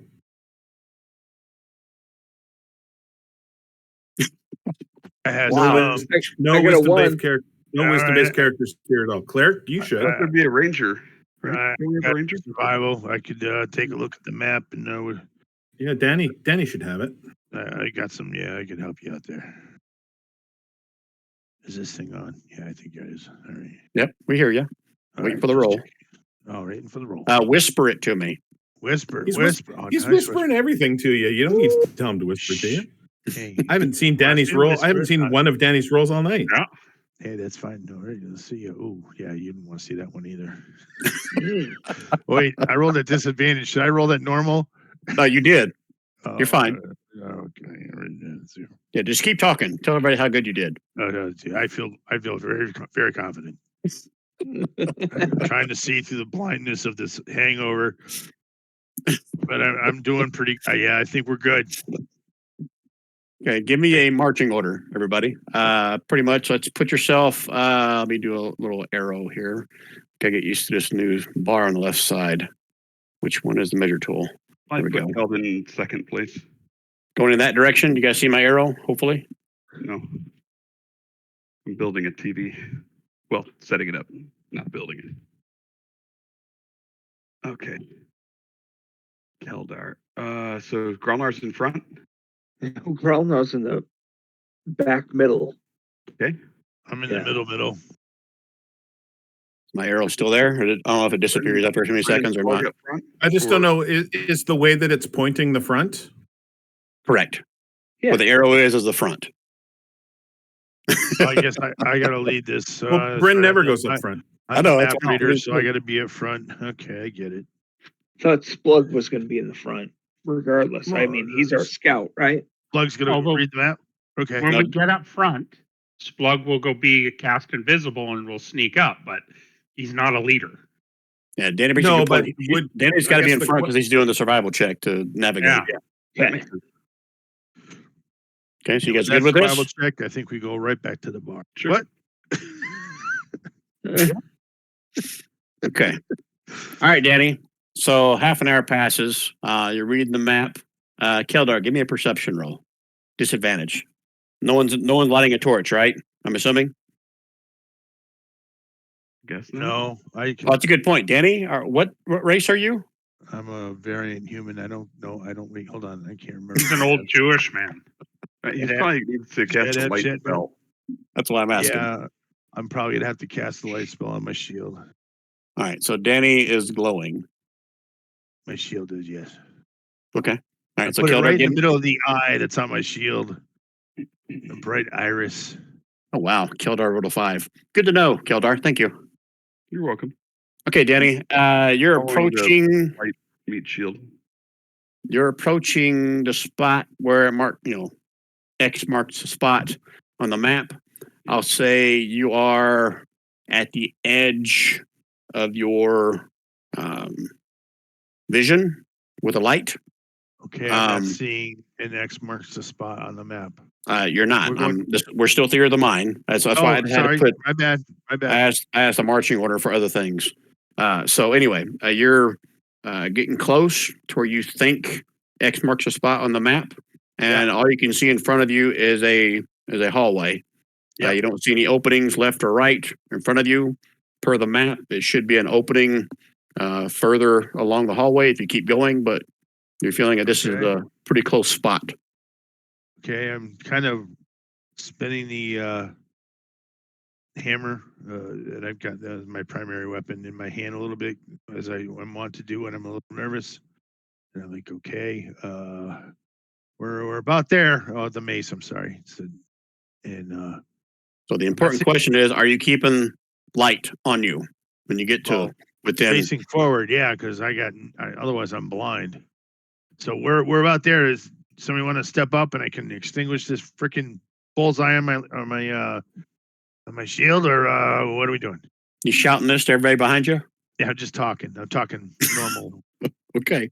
So I'm somebody want to ready. come up here? Or... Splug, Splug. you can I'm see ready. the dark. All right, come on up. Okay. You're sober enough, right? I slap him Uh-huh. right in the face. Oh, yeah. We want to You really sober? chatting before I Okay. cast invisibility on them, or do we do it invisibility now? It lasts an hour. I think we should be invisible now. Mm-hmm. Well, it's not we, Well, it's should you. You should go up front. I'm talking in the third person because I'm Oh. scared. Okay. I think the Splug should be made invisible now. Is that what you're doing then? Guys? Mhm. Yep. All right, Sounds good. Yeah. So let me give Splug a little token marker. This represents him being invisible. Okay. He's just quietly humming. Dun, dun, dun, dun, dun, dun, dun, dun. Are you really Okay. humming? No, I'm ready Okay. to go, guys. All right. So your dark vision, right? You have dark vision. Yeah. You're goblin, yeah. right? So 60 feet out, you don't see any openings. Like the hallway just continues on. How far out ahead of everybody I'm do gonna you go. want to go? I'm gonna go 30 feet ahead. stealthing like a mofo. Don't need to move yourself now. We're doing theater of mind at this point. So you move 30 feet out ahead. So Danny, you can still see Splug because you got your light spell going. Splug, as you move 30 more feet, you can see. How does he see Splug if Splug's invisible? Oh, that's right. I'm sorry. Retcon that. He's invisible. So Danny, you can't see him. You have no idea how far out he is. Yeah. But we all know because I just said he's 30 feet out, or he said it. Splug, you can see an opening appearing roughly about 50 feet in front of you, just right at the edge of your dark vision. Okay. But you don't see any movement within that 60 feet. Okay, I'm gonna stealth up to the opening. Stealth up to the opening. Okay. From that vantage point, you can see it is like the hallway continues a little bit wider, but continues on in the north southeast westerly motion. You can also see like the in the opening also turns to the north as well. You can see it looks like it's different shaped room than what you've been walking in. You can vaguely make out off on the right side within that westerly corridor like a higher shelf. Like you're not sure if it's like there's stairs somewhere, but you can see a higher section kind of on the north side of that hallway Right. as you're looking in there. But you still, you said you went up to the edge. Yeah, Okay. I'm hugging the wall and looking into the opening. Yep. Give me a perception roll, disadvantage, because it is still dark vision.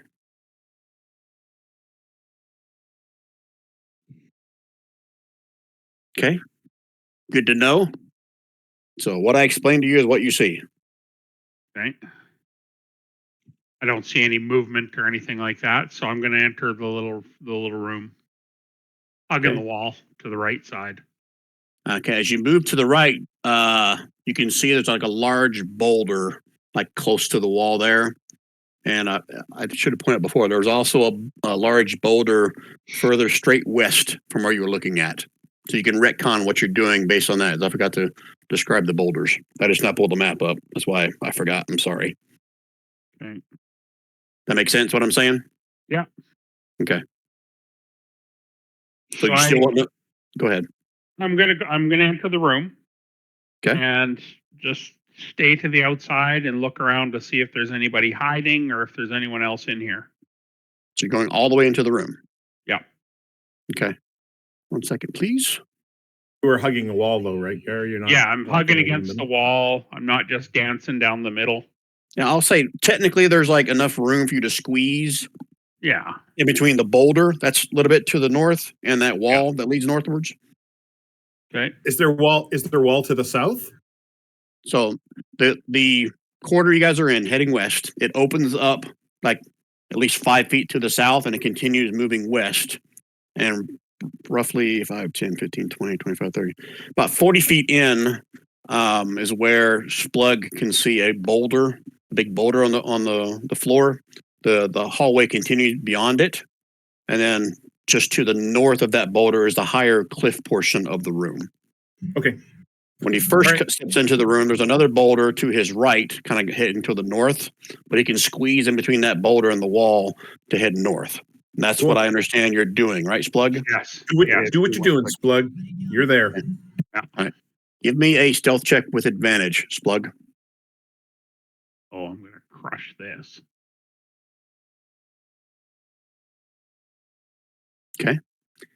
All right. So as you squeeze in behind the boulder, basically all you can see now is to the north and to the south if you get behind that boulder. Is that your intent? Yeah. Okay. You see standing, not moving, a bronze warder. Not like 10 feet from you to the north. Oh, that's a little bit fucked up. Told you this was a trap. Because if you remember right, Mr. P, the Arantor that went missing, has one bronze warder. We learned that last But he might just want to be friends. Yeah. All right. Go do it. I'm gonna fight the bronze. No, just kidding. Can I see if there's a way to get to that upper level? From your vantage point, looks like it's roughly about 10 feet. So meta-wise, it would require some kind of athletics check to get up there. Or the same, if you can climb up that boulder, you can probably hop over from that boulder to the ledge, because there's actually a ledge along the eastern wall, like where your back is, between the boulder and the wall. Okay. There's a ledge right there as well. Okay, I'm gonna try and I'm gonna climb to the top of that boulder and then jump to the ledge. Okay, I'm just without a roll. That's probably going to make some noise, and little rocks and stuff are going to fall as you climb up there. I'm pretty stealthy. I'm just a little fella, and Okay, I'm you invisible. And you understand what that means when I say it's going to be difficult. Normally, that would be disadvantage. In your case, it's going to be a normal stealth roll since you're invisible. Double dog dare ya. Yeah, I'm gonna go for it. Okay, athletics check first to see if you can make it up it, and then a stealth check along with it. Wouldn't it be better to do acrobatics? Nope. It would be actually it'd be better to do stealth first and then athletics. Oh fuck. All right, you want to continue as a bunch of half the wall crumbles and drops at your feet? All right, so hold on. Okay, hold on. I gotta find Splug's token.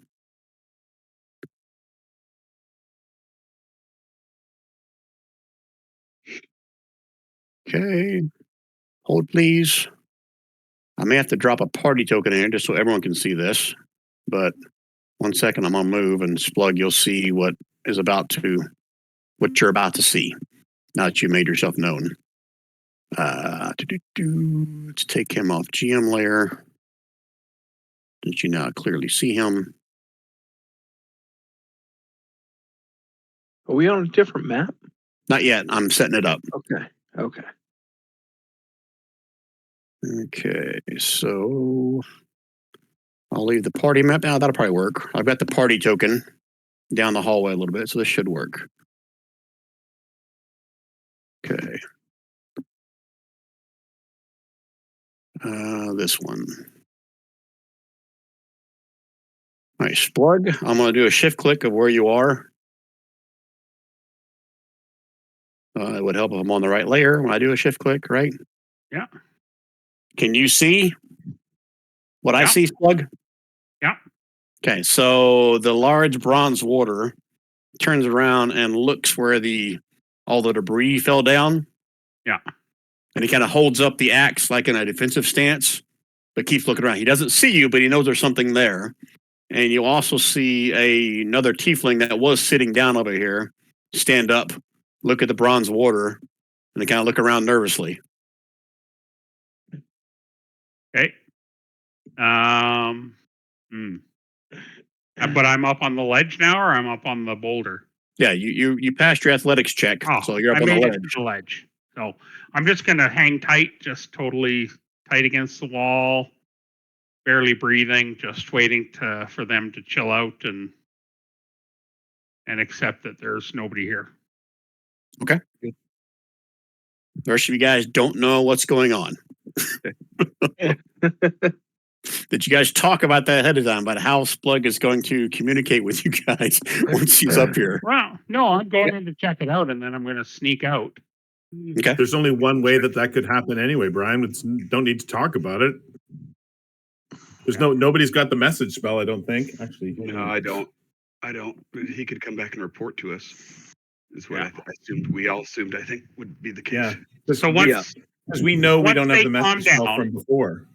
once these two calm down and go, okay, well, maybe it was just some rocks, a rat, or whatever, then I'm going to sneak down over to this edge, Okay, drop don't down move yet. gently, and take off. Don't move yet. I want you to roll me a D100, Splug. This will determine Which magic item? what, if anything, they do. Yes. Which magic item you get hit with? No. Ooh, 98. Okay. So you watch as you lay there motionless as the bronze warrior takes his big battle axe and kind of points in this direction. And you watch this tiefling walking down here, looking around nervously, steps over here and looks over the edge. I But still want to just stab him right now and kill him. a few seconds pass. She looks around, looks back at the bronze water again, and she shrugs. And she walks back over here again. And the bronze warder kind of turns, faces this direction, and kind of stands at attention again like he was before when you first came in. Plug just rips farts among them until they can't figure out which one of them did it. Splug, you feel like you're about to throw up. Oh. No. I'm not going to do it to you. You recovered. That would have been good though. Just puke all over the bronze water.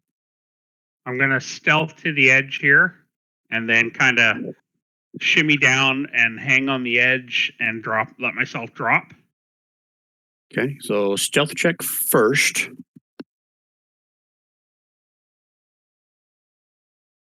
Ooh, I get to roll. Yay, a 10 and a 2. Okay. They don't seem to be noticing you, but now you can make me an athletics check to see how you get down. Okay. And you're able to get down without making a big ruckus like you did last time. Okay, and then I'm going to sneak back to the party. Okay, you can move yourself back over here, and we can theater the mind this. Splug is now back with you guys, roughly, I'll say 80 feet from this opening here. In just full voice, he goes, "Holy shit!" No, just kidding.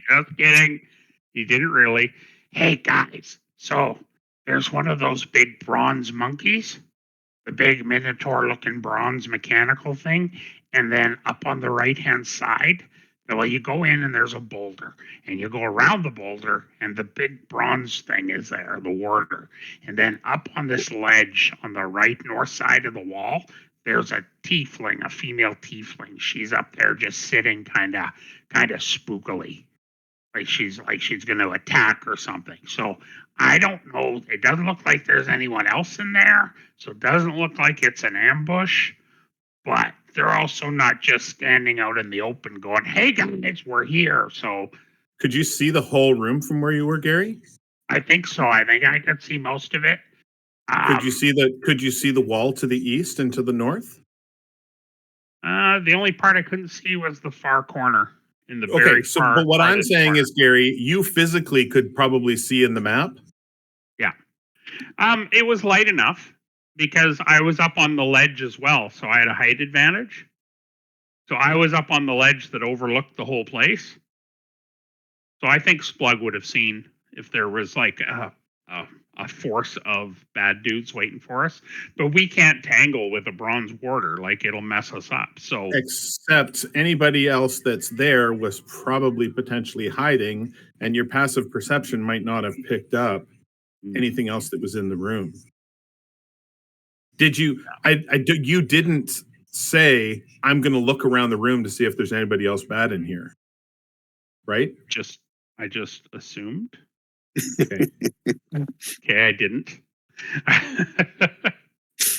But what I saw was the bronze warder and the tiefling up on the right-hand side, up on the ledge. Right, but why would there be a bronze warder here? Bronze warders are something that belongs to the Super A guys. Yeah. So I'm going to use the sending stone, Brian, and I'm going to send a message and say, we've arrived at the room and there's a bronze warder. Why would there be a bronze warder waiting for us? Okay, a few seconds pass. You hear a response saying, "The bronze warders are the property of the mages. I don't have one in that area. There are no other mages in the seven-pillared hall right now. I would proceed with caution." That might have been more than 25 words, but that's what you get.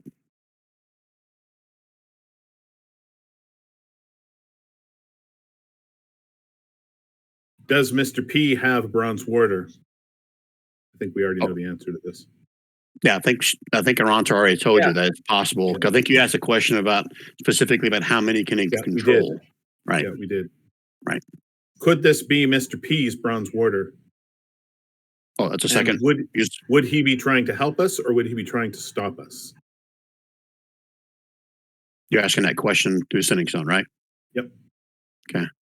Aranta tells you it's entirely possible. This could be Paladin Mars, or there's something else going on. Thanks for saying his name. I couldn't remember it. I just thought you like using abbreviations. Let me spell it for you again. Because I'm from Australia. Paldemar sounds like pal of ours. So he's got to be good. He's not good. Okay. All right. Do bronze warders have a weakness? Should we have to fight this thing? Brian doesn't know. Let me look. See if they have a weakness that obviously the mage would know about it. Is there an off switch on their bottom of their left leg? Yeah. Like in the original Jason the Argonauts? Right? Yeah. Just unscrew it and open it. The Exactly. Achilles heel. A tiny bit of water leaks out. Okay. Get a response back. I'm going to count this time. I am trusting you with this knowledge. Don't screw me over. That's 11 words. That's 11. Yep. You counting it on your fingers, aren't you, Brian? I am. All warders have a control amulet. That's 17 words. I got 3 more words. Immune to fire. Period.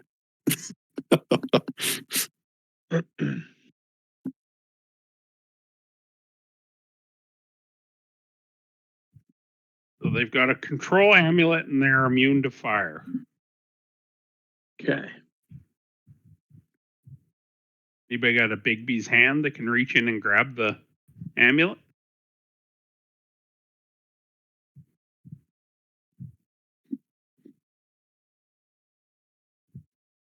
Idea what this that's a good idea. It wouldn't be Bigby's, but that's a good idea, Gary. Do we have any idea what this control amulet would look like? I know he didn't tell us.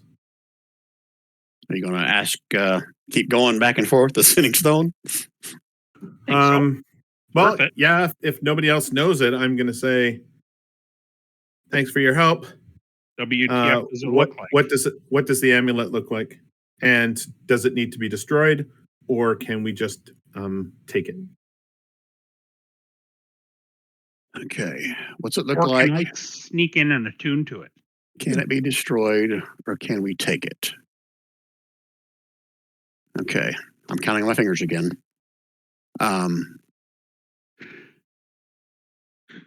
Whoever, one word, controls it is wearing it. Oh, all right. Well, your second question was, can it be destroyed or can we take it? That was your question? Yeah. It's possible that Paldemar is inside this room. But I guess the other question that I'm going to have to ask him is, does the person controlling it have to be near it? Well, let me answer your first two. I still got like 14 more words to go. Okay. Your second question, the answer is possible. The third one is, can we just take it? Yes, but you need the password to control it. Okay. And then lastly, does the controller have to be nearby, or could the controller be in a different part of this underground tunnel area? I think he answered this for you before when you asked about how many you could have. And I don't remember my exact answer, but so I'll give you another one. Hopefully it's pretty close. Range will vary depending upon interference between wielder and warder. That's not an answer. Up to 500 feet. There we go. But okay, that first so he part may, still applies. He may or may not be in the area. He could be elsewhere. Brian, do we know if these things are like a golem where they just get commanded, hey, go and follow these guys, do what they tell you? Or is it something that every action they have to be recommanded? They are, they're basically a construct. Yeah. And I imagine Arantor, or just being in Seven Pillared Hall, you would learn this through secondhand knowledge or rumors or whatever. They are basically constructs. They can follow general orders. As you recall, the Arantor sent them with you guys when you got ambushed on that one place, and I think it was Nipto ran ahead. So they can pretty much run on their own once they've got a set of orders. So the moral of the story is this one could be on its own because it could have been given a command like, hey, defend these tieflings, or hey, kill the bad guys when they come in the room, or Correct. hey, make these guys ice cream. They're good peeps. Right. Okay. All right, guys. I've gleaned as much as I think we're going to glean. What do you guys want to do? How do you want to proceed? That's a great question. Do we want to chat the tiefling or whatever it was that was with the The problem is Paldemar. We don't know if Paldemar is good or bad.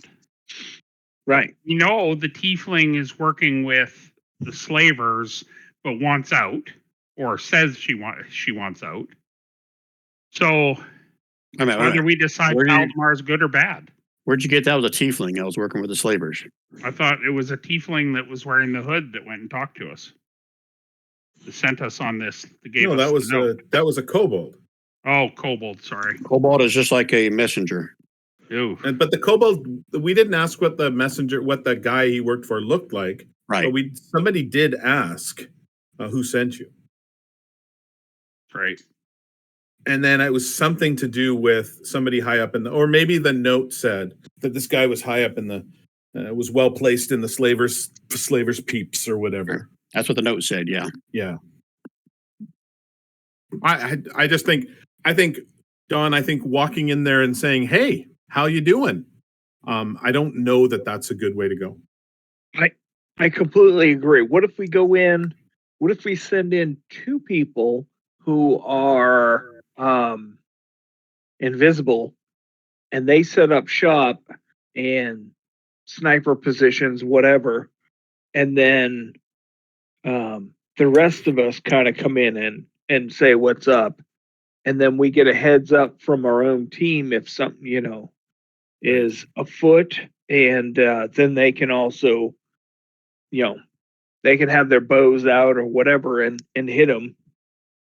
Are we going under the assumption that those are the only two creatures in here? I thought the wizard would be in there too. I assumed. Maybe, but the wizard. But if this is Paldemar's iron, whatever it is, guardian dude, bronze warder dude. If this is his, he could have just said, "Hey, tiefling and whatever group of." Likely Knowles is my guess, but I don't know that for sure. He could have said, "Hey, I want you to go with this group and kill the adventurers when you see them." Right? Hey, he doesn't have to be here. Dumb question. Do we know what race Paldemar is? I think the Arantor share with you is elf. Okay.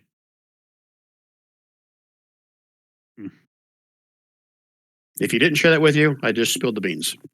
I mean, we could do that, Grelnar. We could cast the invisibility on somebody else. Or I could be lying. Arantor could be lying. You don't know that. No one incited him. That's true. It's difficult probably to insight through a sending stone. He wants his invisibility scrolls back. I don't know what his motivation is there. We could Grelnar. Who would you, aside from Splug, who is already invisible, who would you grant the second invisibility to? Somebody else that can stealth. I would do Bryn. Maybe somebody that has a good first, shot. Well, Bryn's going to have a first good shot regardless because she's going to get triple advantage on whatever it is that she needs to shoot. So she doesn't need invisibility in order to get advantage on the first attack. Okay. It's too bad that none of us have a fireball or something that we can just drop in this room from the fucking doorway. Right. Keeping in mind that I know the bronze warder is immune to fire, but that doesn't mean that everybody else is. Well, It's not immune. Scroll of the comet. The other people might be affected by the hypnotic pattern. Oh, that's a good idea. Yep. Yeah, everybody would be. I don't know if the bronze warder probably can't be charmed because it's a construct. That's what I'm thinking.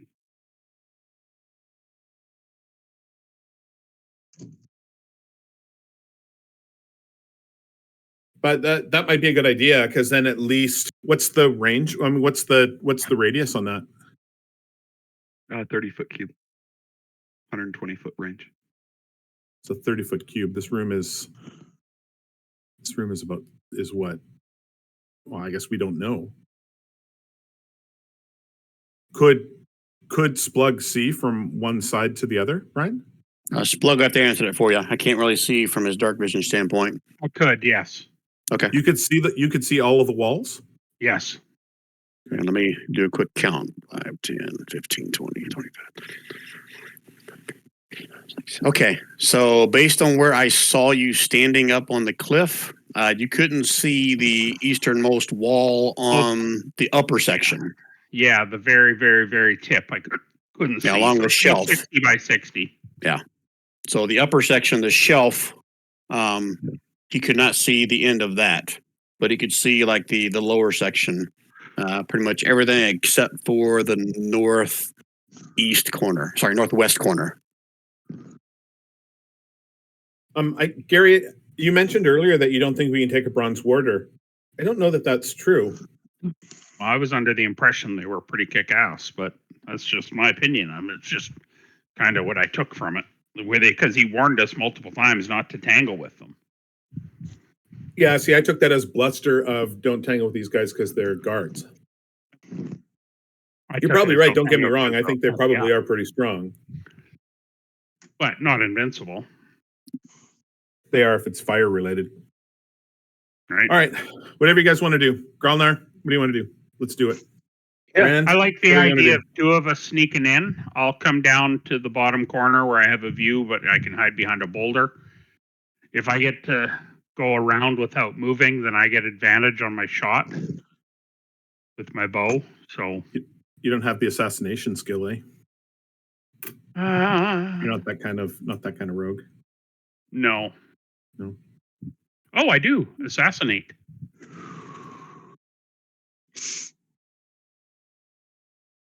When you get close enough to that bronze warder and you use your assassinate skill before it gets to attack, how often do you get to use the assassinate skill? Yeah, that's right. Does it make it an auto crit? What does it do? You have advantage on attack rolls against any creature that hasn't taken a turn in combat. In addition, any hit you score against a creature that is surprised is a critical hit. It's a little too much meta, so I can't do it. My character's nose would start bleeding. What? I gotta start adding rooms with like babies and stuff in it. You guys talk about kill before you talk. It's great. Yeah. Well, I just think I thought this was a trap. I I've thought this was a trap from the beginning, but it might not be. I could be wrong. If you guys want to go talk, let's go in and talk. I think that was Grelnar's plan I'm not anyway. trying to Keep sway people you. Please invisible, don't take let it that everybody way. else go talk. Guys, Splug can hide behind this boulder, invisible, and I'd still be able to sneak up and crit attack if we have to. I like the. I mean, if On if the you're bronze open warder. to- remember, Keldar, he's interested in like pursuing this. You know, let's end the slavery thing, right? So, I think that he would be open to doing the hypnotic pattern because it doesn't hurt anybody and it just kind of hypnotizes people, so that we could go in and maybe put ourselves in a more negotiable spot. For example, like Splug could be standing over somebody with a weapon, but not actually hurt them, while they're incapacitated potentially, things like that, until we kind of feel what's going on. Well, I'm saying, I think we leave that as an option. I don't know if, isn't that a sign of aggression? Like if it fails, are we not starting a fight? Whereas if we get two people invisible in place, It's not a fireball. Let's just say that. I understand that. But there's got to be, like, is it a pass fail? Is it? It is a pass fail. So there's a good chance that a lot of people wouldn't be affected, but it would potentially just kind of level the playing field before negotiation, potentially. Or we could just go in and talk to him. I'm good with both. Can you cast it if it starts to go sideways? Yeah, I could absolutely. Well, then why don't we do that? Why don't, like, Splug can hide behind the boulder. So if he has to, he can assassinate attack the big warder. And if we hide someone else in invisibility and hide them who has a ranged attack, and then you guys go in and talk. So we can't necessarily do both. So let's look, thinking about your assassinate ability. If they haven't they haven't gone on initiative yet, if he casts hypnotic pattern and we start initiative, you have to assassinate before the one that you're about to hit, their turn comes up. That's right. I'm perfectly fine if you guys want to chat. If you guys want to chat it up, I mean, I agree. Splug, let's get you invisible. You're already invisible. Let's get you close by. You could assassinate if you can. Otherwise, you can just smacky smack. We can get somebody else to be invisible in there. Go in there. You've got the charisma. But we don't know. You've got the charisma and the armor class for that matter. In case an errant hit comes at you. I don't know, but we better figure something out because we're going to run out of time on this invisibility. Maybe I missed it. I was getting the kid set up but did we find out from the invisibility that these bad guys? No, we don't know. We don't know. This is the whole debate this whole time is we don't know if we're going to go in and fight or if it's a trap or if there's just an opportunity to have a conversation. So we're not standing out in the open. The bronze warder's hiding behind a big boulder right now. Okay. And the tiefling is up on the ledge. So I don't know. It feels like an ambush. Gotcha. I think it does, but we don't know that. Right. It's just paranoid me. Brian knows, and he won't tell us because he's not playing. Well, he will. He will tell us. He just won't tell us yet. Yeah, that's right. So, my suggestion is Splug sneaks in behind the boulder here, stays invisible. We bring someone who's ranged invisible, hide them down in the corner, and then the rest of the party comes in and says hello and sees if these guys both come out in the open and introduce themselves, or if it turns to shit. Sounds good. Rich, what do you want to do? That sounds as good as anything to me. I'm just, I'm here to bandage anybody up. That's it. Do you want to be an invisible person? Do you want to go in there and try the chatty chat?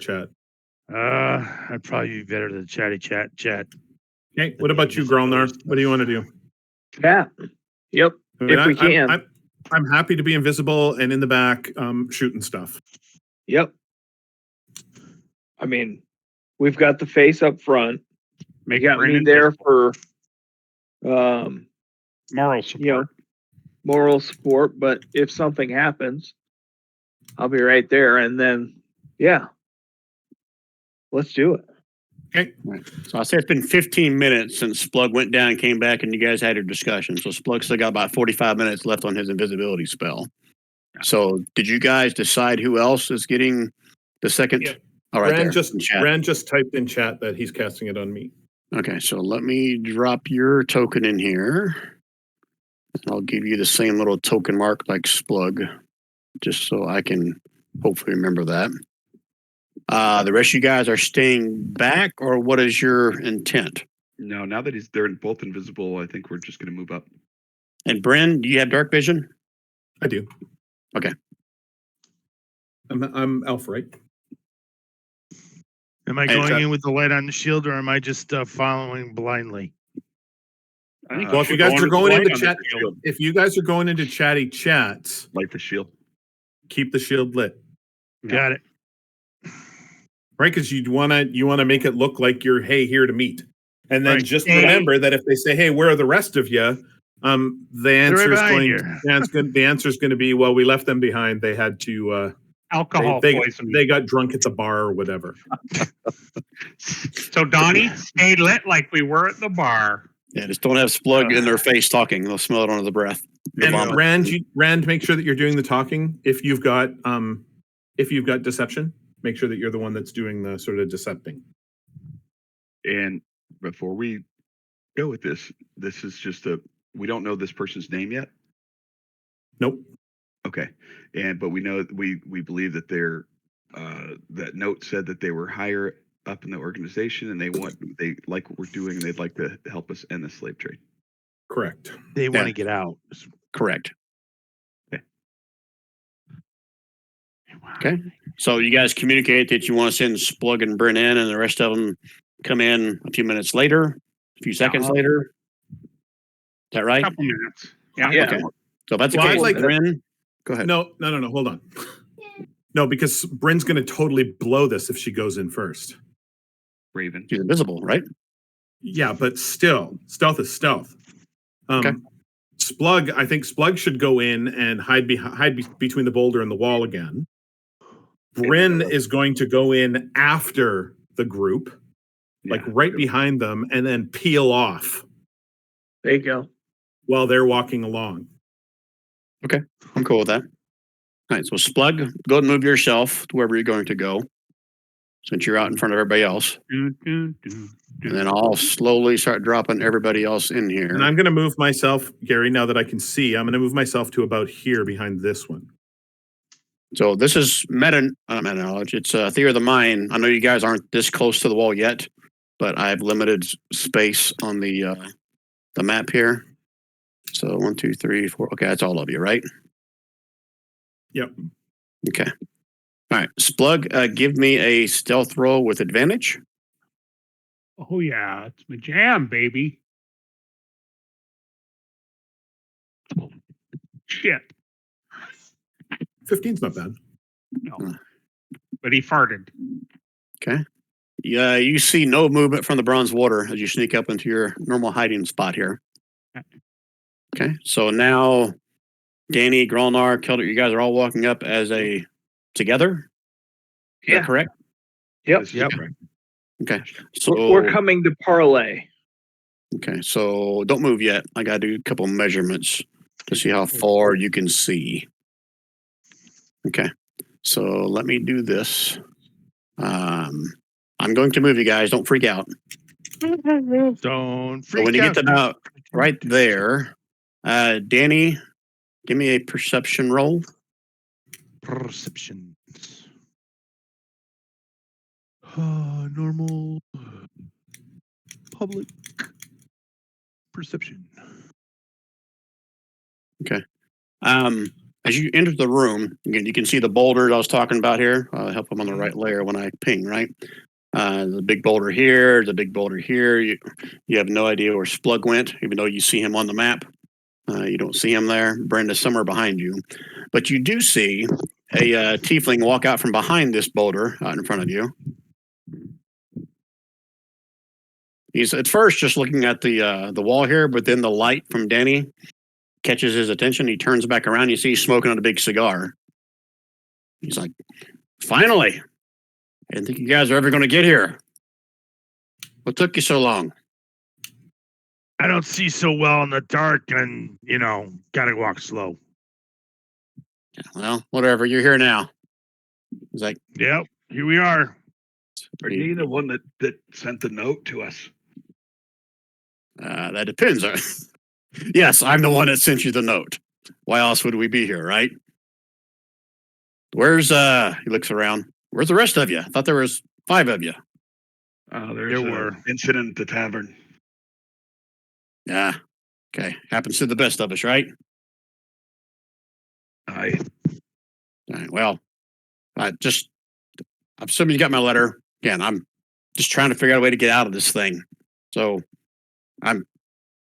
he points back behind the wall where he says, over here, this is something that may benefit us all if we can decipher it. I've been trying to figure it out for the past 2 hours. I thought you guys had some pretty smart guys in the group. Looks around again. I don't see the ones that I thought were smart, but regardless. Says here, let me try to decipher for you what I found so far. And he turns back around and looks towards the wall. Should we be moving or anything? You can move now. Like I don't see him or anything like that, Brian. You don't see him? No. Control L. He's right here. Well, I don't that's see weird. him either. That's weird. I see this guy. Yeah, You technically can't see him because the wall's in the way and so is the boulder. Yeah, I still can't see any. Oh, is this him over here? Yeah. He's Yeah, all this is afraid. Yeah, this is how your dark vision works. I gotta give Danny some light. Maybe that'll help. Hold on, don't move anymore. Let me give Danny some light, see if that helps. If he emits light. A little bit.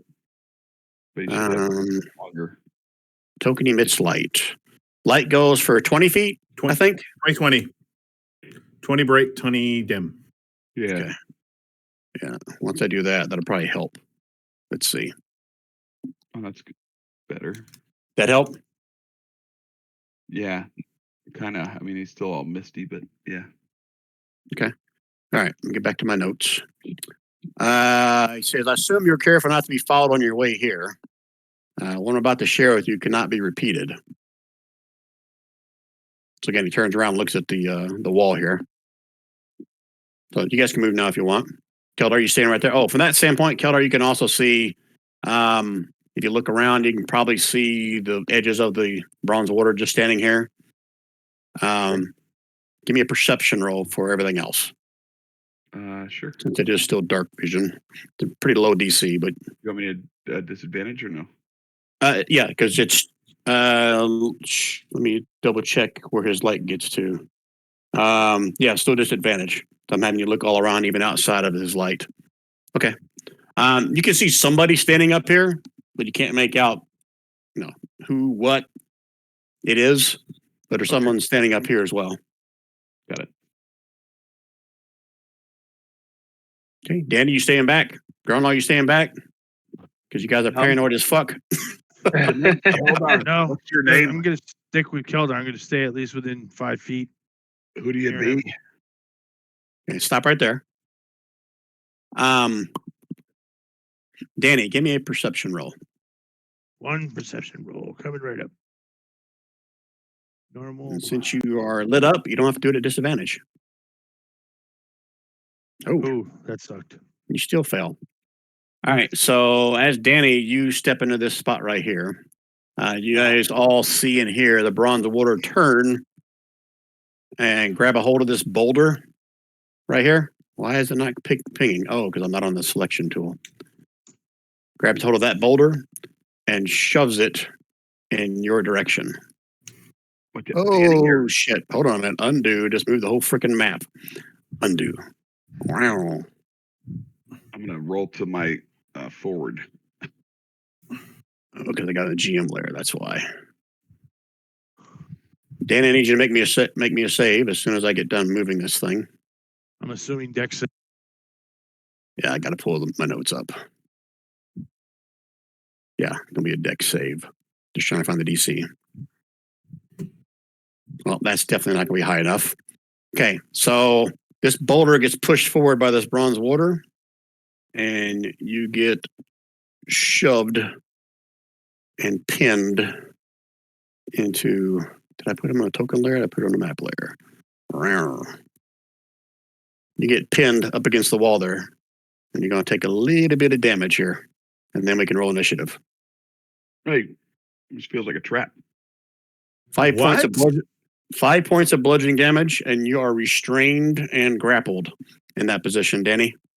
Feels like a trap. I know.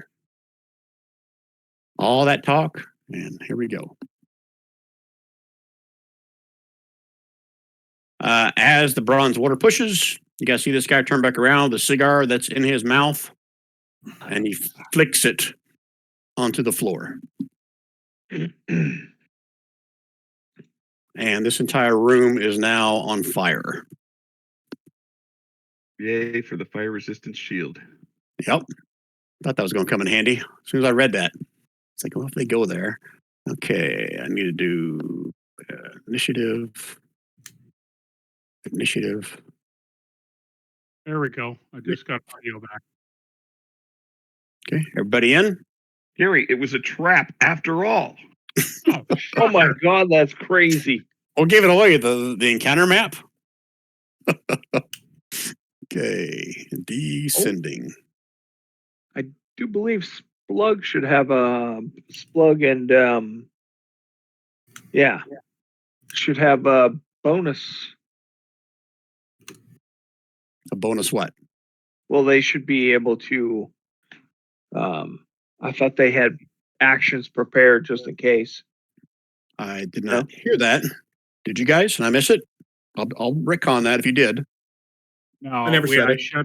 should have said I was do the assassinate action on this guy if it turned to shit. And I know we talked about doing that, but I never officially said it. So All right. And I never had you do a cigar smoker. I But had I'm still Splug do a invisible. stealth check, but not Bryn. Bryn, give me a stealth check. I never had you do one a while ago. Okay. With advantage, obviously.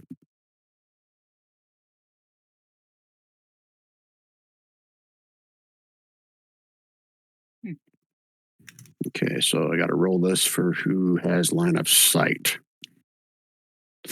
4, yay! 4, yay! I should not say that out loud.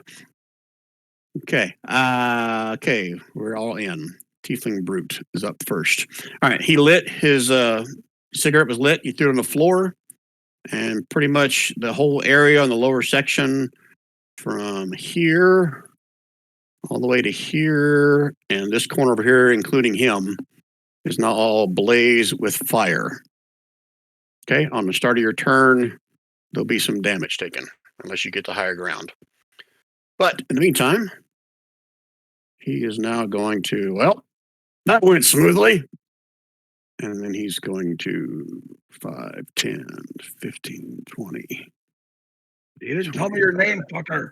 30. My name is fuck you. And he throws a javelin at you, Keldar.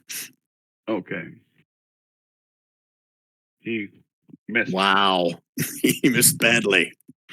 Okay. That is his turn. And he's got I think he has a great axe. Let me double check before I click off of him. He does have a great axe. You better pull it out this turn. He does. Okay. Okay. Splug. Plug is gonna short sword and dagger the big warder. So Be careful, Plug. It might throw a big stick at you. Remember, when you do that, you're going to be visible. You know that, right? yeah. Okay. But you get advantage on the first attack. Go ahead. Yeah. So Holy shit. Okay. So is it all that? No, it's supposed to be 3. If you're doing max crit, isn't it supposed to be 18? It's max base damage for a crit. Yeah, that's 3d6 though. For that sneak attack, should be 18. Okay. So 8 plus, that was right. And then 16 plus 18. Oh, shit. Math. 34 and 14 is 48. Is that right? mm-hmm. Yep. Okay. Holy shit. Your short sword kind of slams into the construct metal bronze portion of it, and it makes like an indentation, just like it was flesh. But it's still standing. I get another hit. Damn! 23 for... you don't get sneak attack on that one. Yeah. So it's only 3 on that one. So yeah, that one, chink, scratches a little bit. Chink. And then I'm going to bonus action disengage and go 5, 10, 15, 20. Okay. Okay, and that was my turn. Okay, Danny, your choices are to try to make an athletics check to try to move that out, unless you have something magical. Oh, Splug, you are in the fire. So Take a little bit of fire damage. 5 points. Okay. Okay. Okay, so Danny, your choices are an athletic check as an action, or if you have something else in your repertoire to help you out of the situation, that's your choice. You with us, Rich? Sorry, didn't quite lower the mic far enough. Kind of look here, guys. It's blood. Oh, God, that can't be good. I went for the team. I'm casting Bless. Casting Bless. Bless in the group. So Uh, 1, 2, 3. I only need to cast it at first He's level. saying that you're stuck behind a rock. you Well, need to be able to stuck behind a rock, see. right? Do you need to be able to see your targets? Well, I can. The plug's right there. There's a If big you're boulder. crushed by a rock. But how big is this boulder? Is it covering my it's- whole body? I thought it was like yes. pinning No, my lower body. No, it's a 10-foot tall boulder. Imagine if Indiana Jones actually got squished. I guess technically this bronze water would have moved with it. We'll still allow Splug's attack, but the bronze water should be right there because he pushed it. So much for my theatrics. Oh, if I'd known that, I would have moved Splug the other direction. You can. That's fine. I'll allow that. All right. Well, I guess it's a pure strength check. Try to push this thing out. No, athletics. Athletics. Okay. Or, Well, did I say it? No, not that. It's a strength. It's strength. Sorry, my fault. Well, Okay. strength is athletics. But yeah. Yeah, it's basically the same. Let's cancel that first. Okay, and oh, I think that's blood. Push this thing off me. Nope. Oh wait, Not enough. Nope. Not even with advantage. Oh well. No. Yep. I'm gonna be here for a minute. Oh shit, that's more blood. Just go out without me. I'll be okay. Nothing as a bonus action. I got nothing for a bonus Okay. action. All right, good to know. Okay, bronze water's up. So it was stabbed bronze water, then ran back in that direction. Eeny, meeny, miny, mo. He's got lots of choices. Okay. Granar, he's going to swing for you. Do.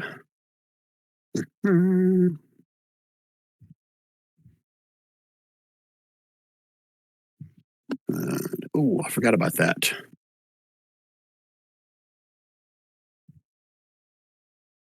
He's going to do this first. He's actually going to raise up one of his big hoofs and do a stomp on top of you. Try to, Gralnar.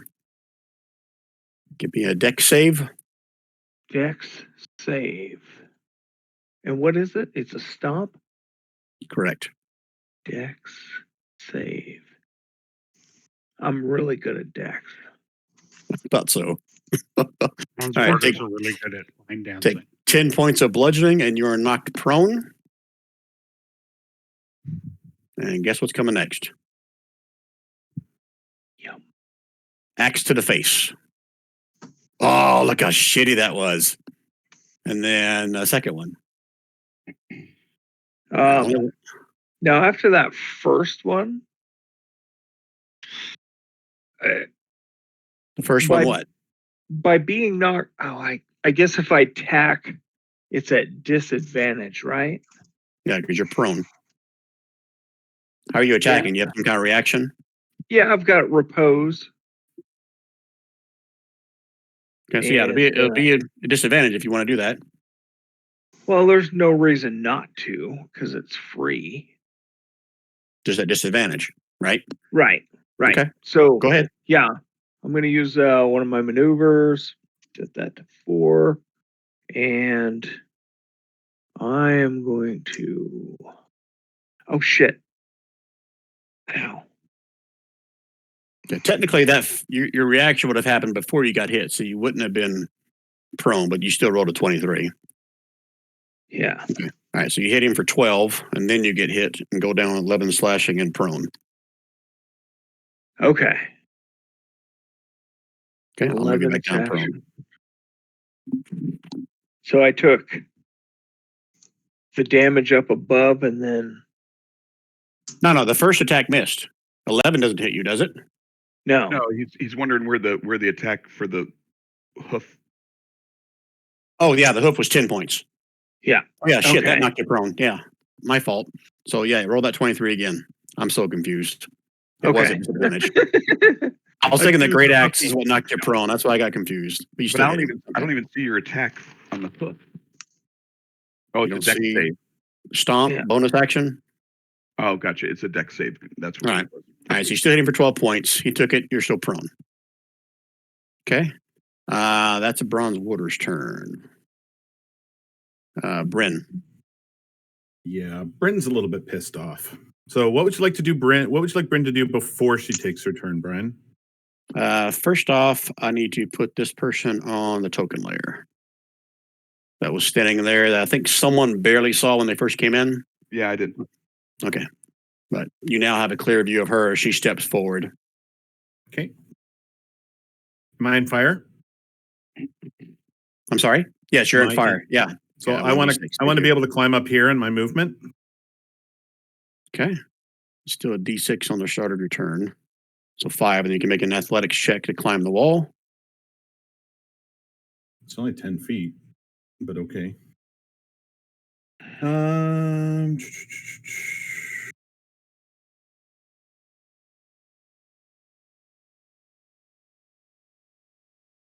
sorry, Okay. it would be a 15. I doubt that I get advantage on that. Okay. Not the +4? Well, you want to let me have guidance, great, but Okay. If you I don't didn't want say to, it. but I don't want to use my action in order to use it. All right. So Just out of 15, roll. you can get up here. Okay. All right. So Bryn's cape starts to billow out behind her. But not because of she's using her bonus action. Oh, maybe. We'll get to that in a minute. But she pulls her staff out in front of her. And as she pulls her staff out in front of you, both of the big fucking 10-foot boulders that are in front of her lift up off of the ground. The one that has Danny and the this one that has Danny lifts up Okay. off the ground. It no longer has Danny. And the other one that I was hiding behind, plus 5 tiny objects, which are 5 coins, are now flying around. Holy shit. What was I doing thinking about this? Yeah. Well, maybe you should have. Yeah. These are large items, large objects, right? They are. So when I roll my damage on them and to hit, the large objects have a +7 to hit. They do 2d10 damage each. And they have hit points and an armor class and all stuff if the guys want to attack. The tiny objects are still tiny objects, so I basically am going to have 3 groups of objects floating around here. So here are my objects. Here are the actual coins that are out there. This one here is going to lift up off the ground and is going to drop right on fucking top of that bronze warder. I'll roll for the hits and stuff. Do you want me to? I can roll them. So we'll do that roll first. For the big one on the warder, right? Yeah, the big one on the warder.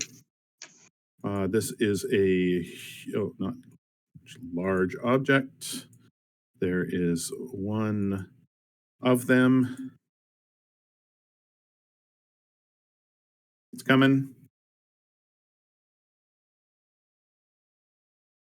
Son of a bitch. That's a 25 for what? Only 6. Yeah, that's a bad roll. 25 for 6 damage. Okay, comes crashing down on him. One of his horns bends, but he's still standing. This one over here does the same thing, but lands on top of this guy.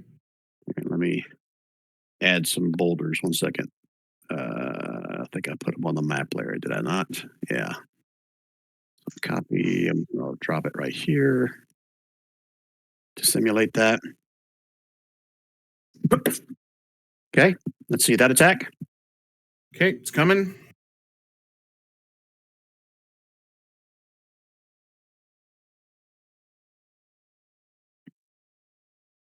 $14. I'm pretty sure. Oh, that does hit him. Only has an AC of 13. Now you know. For 14 damage. Okay. Okay. He doesn't like it, but he's still standing. These 5 objects fly over towards the bronze warder. They decide that they're going to pelt him. Tiny, normal. 5 of them. Submit.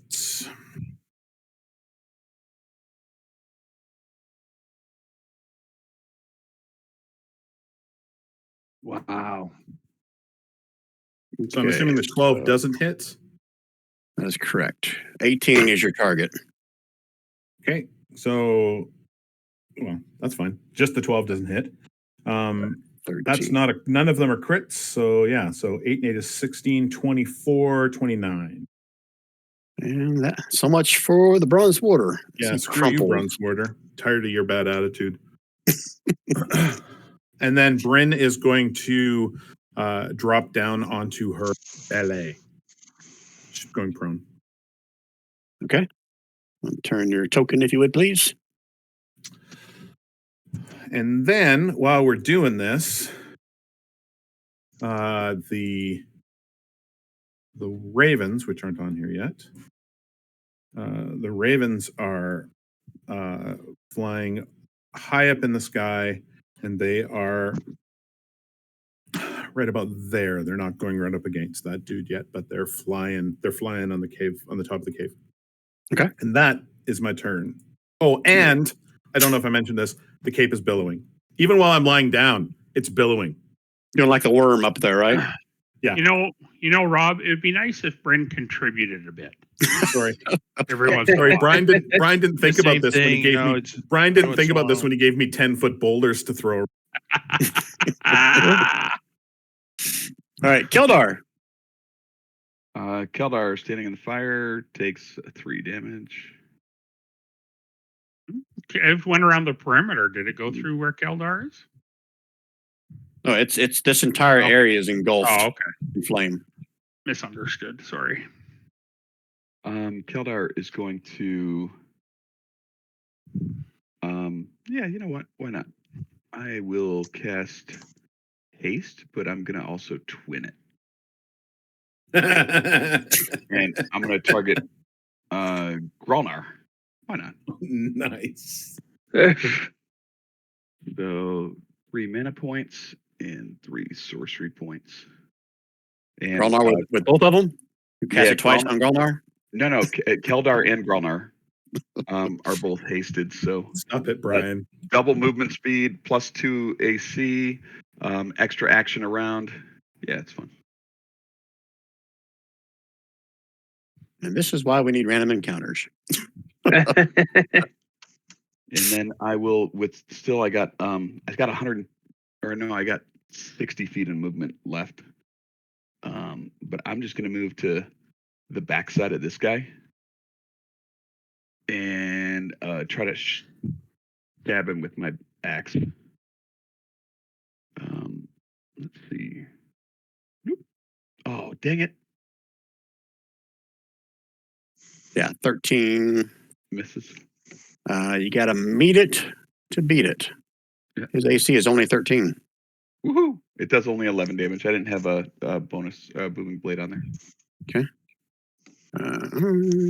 And that's it for me. Okay. These guys are up next. All right, so Splug is now visible.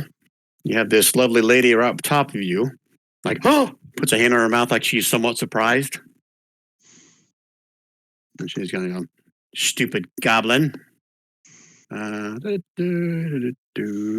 does she want to do? Shoot at Keldar? Bonus action first. Oh, crap. I didn't create a token for this. So I got to go into random images and find something that'll work. Hold, please.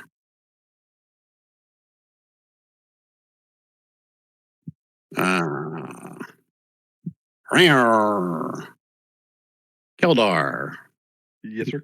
A little pile of snakes that are like fire snakes, like they're on fire, appear right next to you. Okay. Let me read my spell again to see if they attack on this turn or not. They appear and attack the target. Charisma save. Wow, that's weird. Okay, charisma save. That's probably your jam, isn't it? That's unfortunate for you, Keldar. I do have a bad charisma save. Holy shit. right. Jesus. Good thing you're resistant to fire. Okay, so this in psychic damage. This plus 5. So 10 points of psychic damage. Okay. Okay, and then she's going to turn down to Splug. And which one? Yeah, that one. She's going to say, stupid goblin, burn! Oh, I GM rolled it. Let's take it off GM roll. Public. Oh, Splug. Oh, sorry. Gosh darn it. I wasted my crit. Well, So that's 9 plus 10. So 19 points of fire damage, Splug.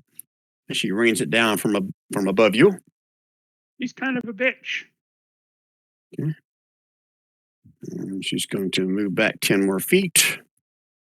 Not opportunity attack because she was 10 feet above you. Or up on the ledge 10 feet above you. And then this one's got choices to make. They're out to save their friends. So, Keldar, you watch as a second batch of snakes appear to the north of you. Okay. You make me another charisma save because I'm a dumbass. It worked the first time. Why would it work the second? All right, so let me read it, see if it's half damage. It might not be. It doesn't say half damage, so you take nothing. Awesome.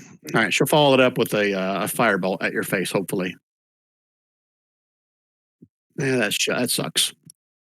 Okay, that's that. She will take another step this direction. Just one. And yeah, actually, she'll step this direction. Okay. Grolnar. Grolnar is going to get up and move over here. And he is going to try out his new Especial. So I assume 28 hits. Let me check. Yeah, that hits. Okay. So, and then we'll do it again. Why do you want to do that? Well, Why aren't you guys talking to him? Why don't you guys have to fight? You always got to fight. yeah. Okay, so 9 and 11. Wise. Come on, roll 20. Oh yeah, he's all right. Well, let's do it again then. Have all those attacks with advantage, don't you, Grelnar? Oh yeah, I forgot. All right, so that'll be your first one, the 27 for 11. So roll another one at advantage.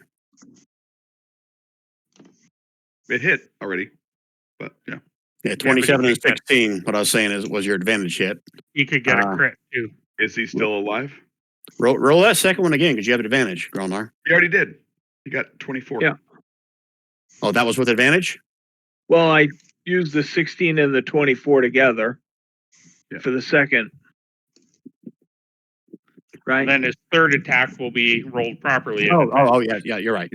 Okay. But is it still alive after 24? Or So 9 and 13, right? The 28 hits for 9. 13. Yep. So 22. What'd I do the first time? Yeah, he's still alive. Yeah. You get an extra attack, Growlnar, if you want. Or you can disengage or dash or whatever. Yeah. No, I wanted to hit it again. Nice. Another 14. He is still standing. He's a tough motherfucker. Huh. My even with my my ugly boulder attack. You can attack that was it, wasn't it? Oh, you get 2 attacks every round, right? No, Well, he I gets 3. do. But he's got haste. Well, I'm hasted, so I get 2 normally, and then I get 2 swings for each one of. I mean, one extra. right, but I only get 1 extra. Yeah. So you're good? So, Yeah, I think that's it. All right. 1 minute to strategize. You guys need it? I'll start shooting at the guys up on the ledge. I'll shoot at this one first. Well, someone's got to do something with this one, or she's going to execute me next. Well, I can attempt to hit her. Yeah. With my ranged. Yeah. So I'll hit the other one with my arrow because if I don't move, I've got steady aim, so it's with advantage. You guys good? Yeah. No. Just smackdown. Okay, so my guy's up next. Let's see what we can do to save his ass, maybe. Well, first thing he's going to do is try to move out of freaking advantage land on you guys.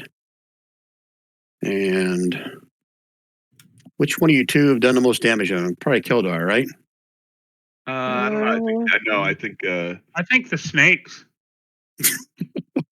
Gromnar definitely takes the cake for that, just based on the Right. last. But you can attack me.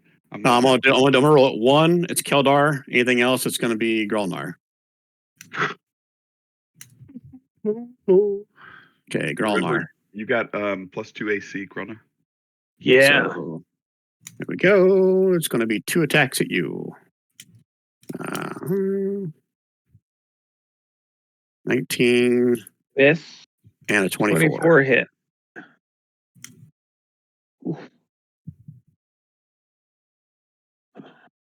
Okay, does he want to take opportunity attacks?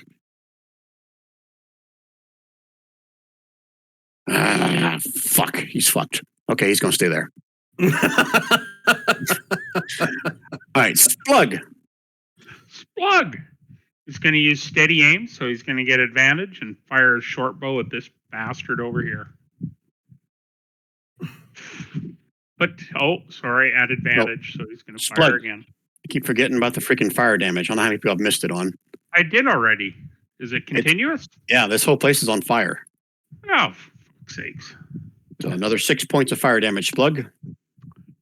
Okay, if I'd known that, I would have done something totally different, but it's too late. I'm going to... You're right at the edge of the fire, Splug. So if you move 5 more feet to the north, you'll be out of it. You did the steady aim.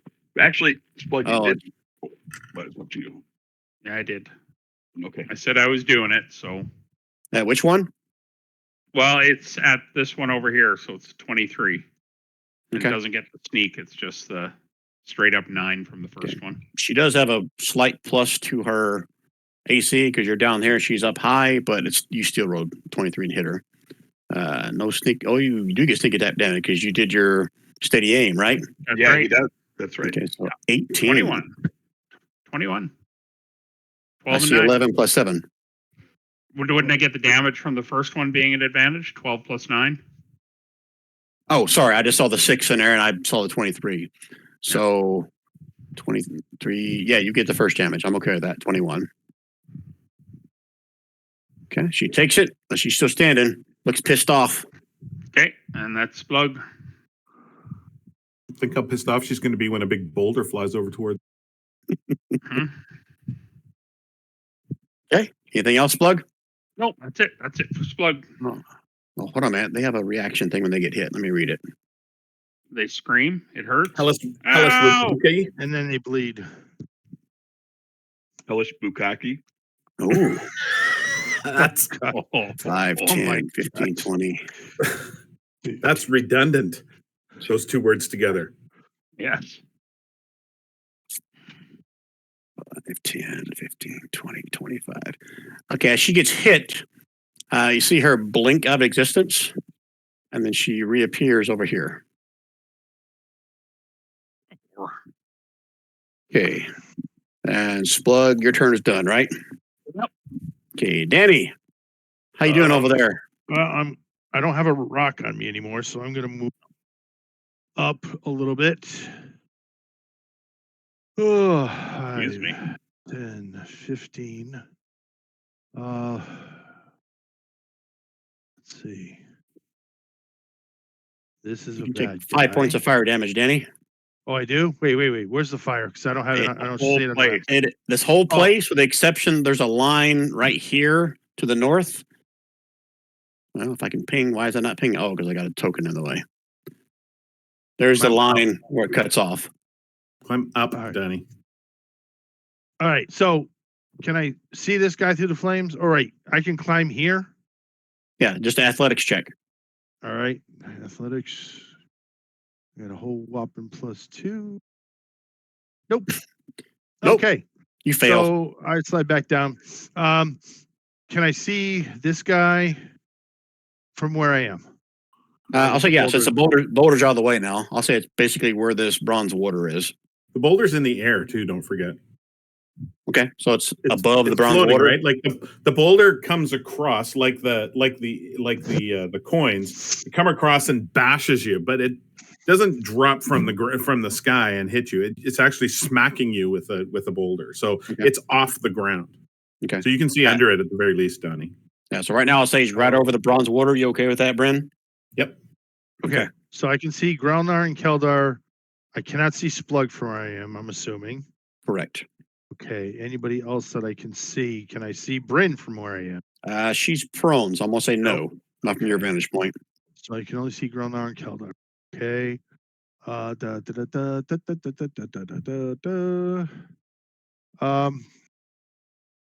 One of these is a bonus action. Bear with me. It's been a while.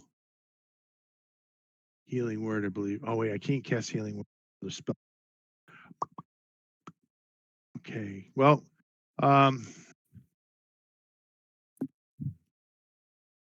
Your decision, Danny.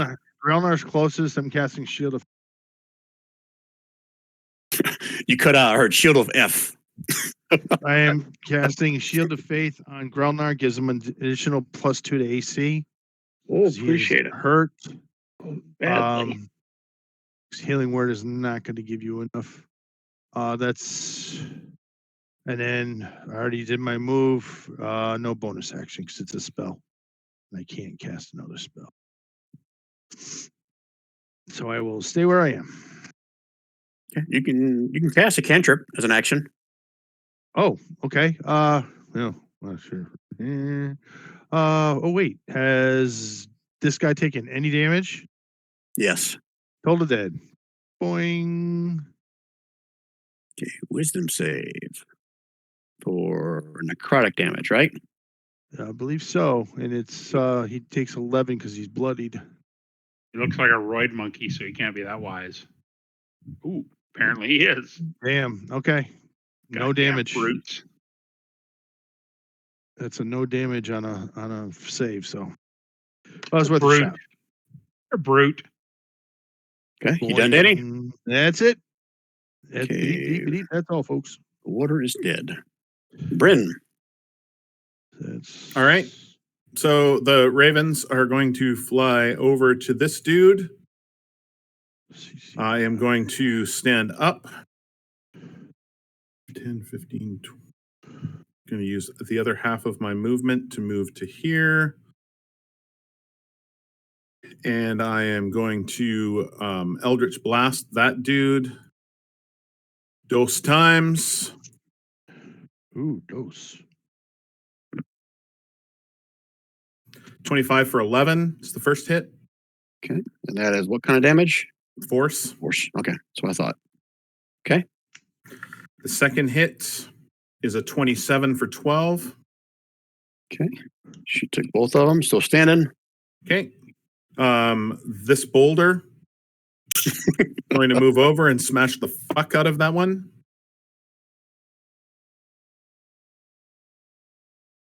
Nope. Freaking frack. That's all.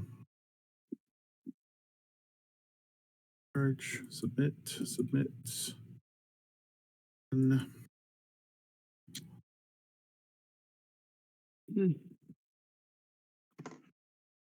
a 24 for 6. For 6.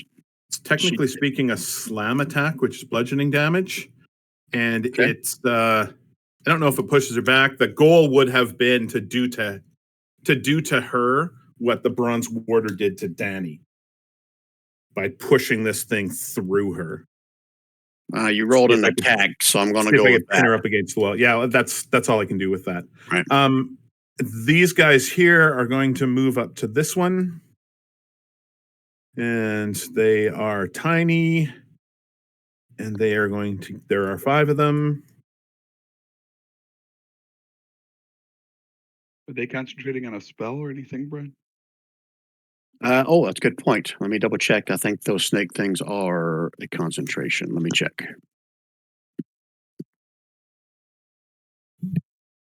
The fury of the onslaught. That is not concentration. The snake's thing. Interesting. Okay. Holy shit. Let me just double check. Every single one of those AC. hit because I doubt that 17 is the lowest roll there. Yeah. So what's the total? So that's 15. 8 and 8 is 16 plus another 13 is 29 plus another 5 is 34. She takes all of it and screams, but she is still standing. She is obviously bloodied. Damn. Okay. And then this stone here that's on top of the bronze warder is going to move over and smash the big dude here.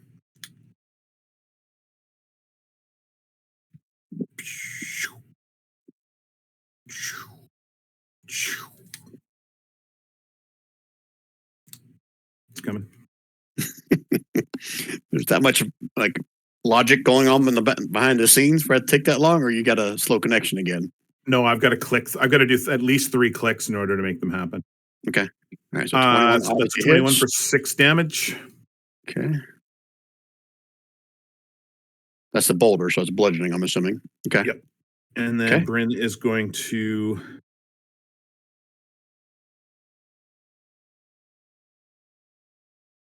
Bryn is going to go prone again. Okay. And that's it. Okay, Keldar. Keldar's gonna take a whack at this dude in front of him with the blade. If the boulder's not technically there, I mean, are these snakes there? Are they like freaking imaginary or what? What the hell? You got some fiery snakes just standing right next to you. Oh yeah, you need to take some fire damage, or half of that. Ooh, take 1, minimum 1. There's no half of 1. And am I still in the fire? Yes. Again, this whole room is ablaze, with the exception of the cutoff line that is right about here, just to the north of where Slug is. Got it. You know what? I'm just gonna attack him. I'm not gonna move first. Eat battle axe. 15. 15. Yep. That hits. Is it 8 and a 7? Yes. Okay, so he is still standing. Like I said, he's a tough motherfucker. Man, who would have known that the bronze warder had less hit points than these other dudes? I'll answer that after the fight. I don't know if I did. I got him for 40 something in the first hit. Yeah, that's true. I'm gonna hit with my offhand, or not offhand, but the hasted action. Ooh, or not. Okay. That's true, Gary, because I hit him for a little bit too with many objects. Okay, that obviously misses. Using my bonus action, I misty step. Okay. And that's it. Okay. Heretics are up next.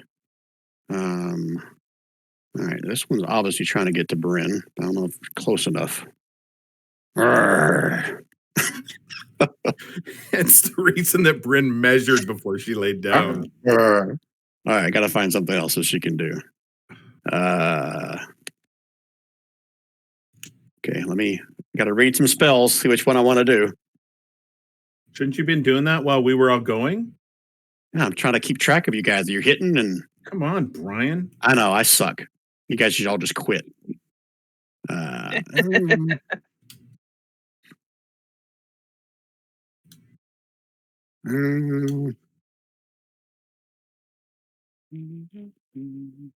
right, she's going to cast this over by you, Bryn. Let me make sure that DC is correct. It may not be. Yeah, it is. DC 13. Wow, these guys suck.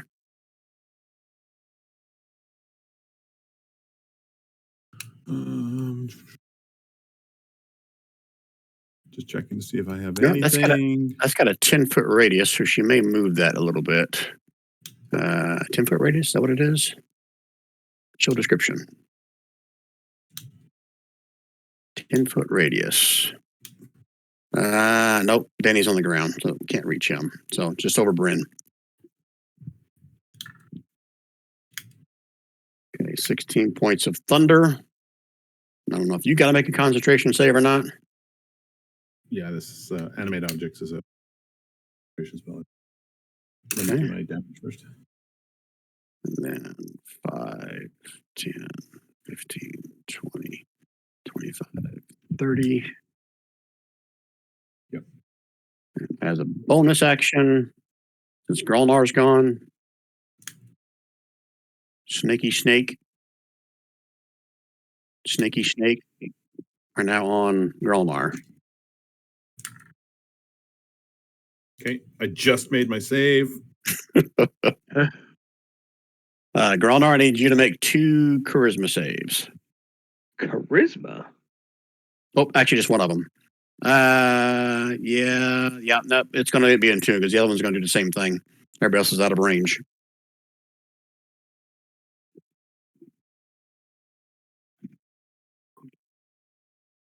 DC 13. You make another charisma save.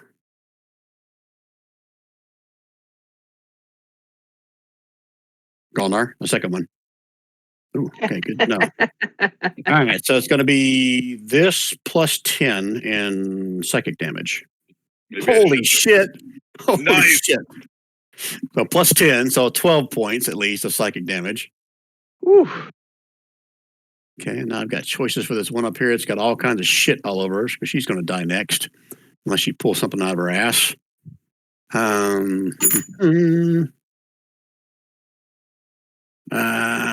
la la. Oh yeah, let's do that. So she holds out her hands, forms a triangle between her fingers, and then I guess it's a cone. I'm gonna roll it and see if it's a cone. If it's not, I need to rethink this. Yeah, it's a cone. All right. Technically, you know what? She is going to move back. So if your objects can make a reaction attack, go ahead and do that, Bryn. Well, I'm going to let you roll that. I don't think they can react. I don't think they have reactions. Okay. So she's trying to get in a position where she can just blast it over everybody. So right about there. So DC 13 deck save for, let me double check how far. I think it's 30 feet, 15 feet. Yeah, they can get everybody. Splug's 10 feet down, they can still reach. Keldar, Bryn's objects, and Splug. Okay. Okay, so my objects have a +4 each. I'm going to roll all 5 of them separately. Well, at the same time, I'm going to roll 5 d20s, and there's a +8 on every single one of them. A +4, I mean, on every single one of them. Oh, sorry, I rolled it twice accidentally. Okay, you tell me what the results are. So I rolled 12, an 11, a 24. What's the DC? 13. So 2 of the objects are dead. 1 of the objects. Oh, no. Yeah, 2 of the objects are dead. 3 of the objects are still alive. Okay, as long as you're keeping track of that. So if you Well, made not the necessarily save, dead. How much damage? 16 fire damage. Oh, yeah. Okay, so You 2 of save. them, 2 of them are dead. So if you made a save, you take half damage. If you fail the save, you take 16. Okay. So Splug, Keldar, I didn't see where you Keldar rolled a 16. Splug got a 19. You guys both saved. I gotta Oh, go to- Splug is down? Yep. Splug is down and he's in the fire. FYI. FIR. Yeah, that's it. That's probably more likely. And I already did the second attack on Grolnar with the snakes, so they're done. Grolnar, got snakes around you, this big brute. Yeah. Well, Grolnar's going to work on that big brute. So let's actually let me do a precision attack so I can that's a superiority die, which is a D8. Well, while you're thinking about that, you can take 2 points of fire damage. 2 points of fire damage. Growlnar's just about down, but okay. Did I see you rolled a Four- D8 for something. 14 hit with my Oh, first that's attack? what Was your a D8 was 12. for. Yeah. 14 on this big guy. Yeah. Yeah, his AC's 13. Nice. 16 that's damage. 16 points. Let me check his AC. All right, now I can tell you, he is a barbarian. He's been taking half damage from all this shit. That's why he's been lasting so damn long. But guess how many hit points he had left? 2. I mean, 8. 16. He had 8. 8. Nice. He took half damage, so he is now dropped. So if you want to describe how you took him down, you can. Yeah, I just it was big overhand arcing shot that came down and clipped him right on his chin and tore it off, and you just kind of see the rest of his life force spill out along with his tongue and teeth. Nice. Pretty. Okay. So next hit's gonna be on this thing here. And actually I've got 2 attacks. well, I've already used up one of them, but yeah. You've got haste. Yeah, I got it. So Should surge. I'm gonna hit this guy here, and I guess it must be my other thing where I could hit 2 at one with one. Arching I right. see.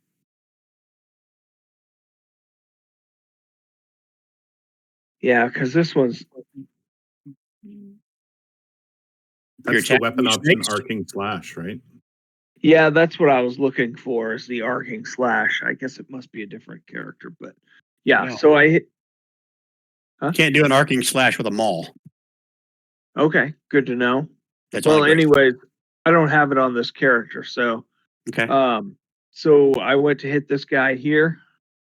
Okay. Your maul appears to like just go right through it like it's a ghost. Um, Oh, damn. okay, that's a magical weapon. Yeah, you got to kill the mommy or the daddy, the one who created the spell, I think. Okay. Growlnar, you got like 60 feet of movement on your movement turn. Sure do. Yeah. I also have another action, and I'm going to take a healing potion as that action. So that's the full 12 points. That's 2d4 plus 2 if it's a regular healing potion. So that's going to be Sorry, yeah, 10 10 points. points. Yeah. 16. And so I guess I'm gonna. That's both your actions now. Yeah, now I just have movement, but I don't have. Do you have any bonus actions that restore hit points? Yeah, that's a good idea. Yeah, I'm gonna use my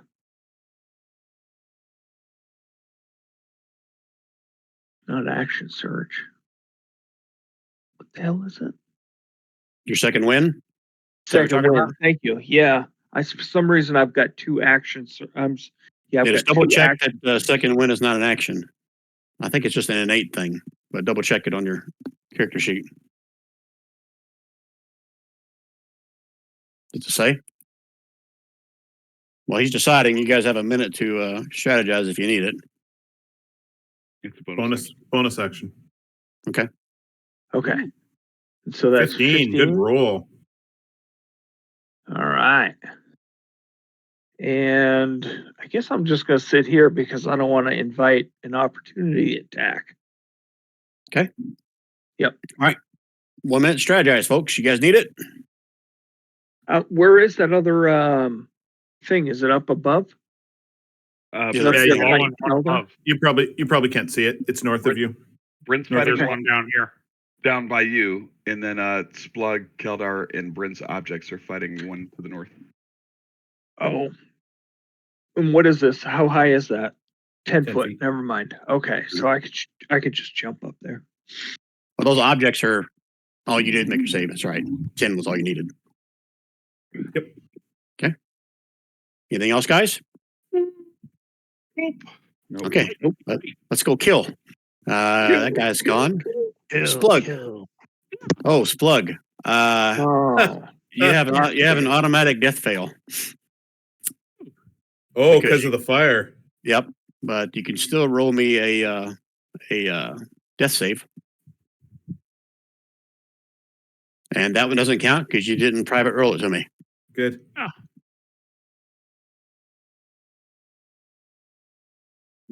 Okay. Good to know. Okay, Splug's turn is over. Danny? Can we have a minute, please, Brian? What I don't happened? know that we did, but I forgot that Splug was down. And so we need to strategize around that. This isn't just a simple kill thing.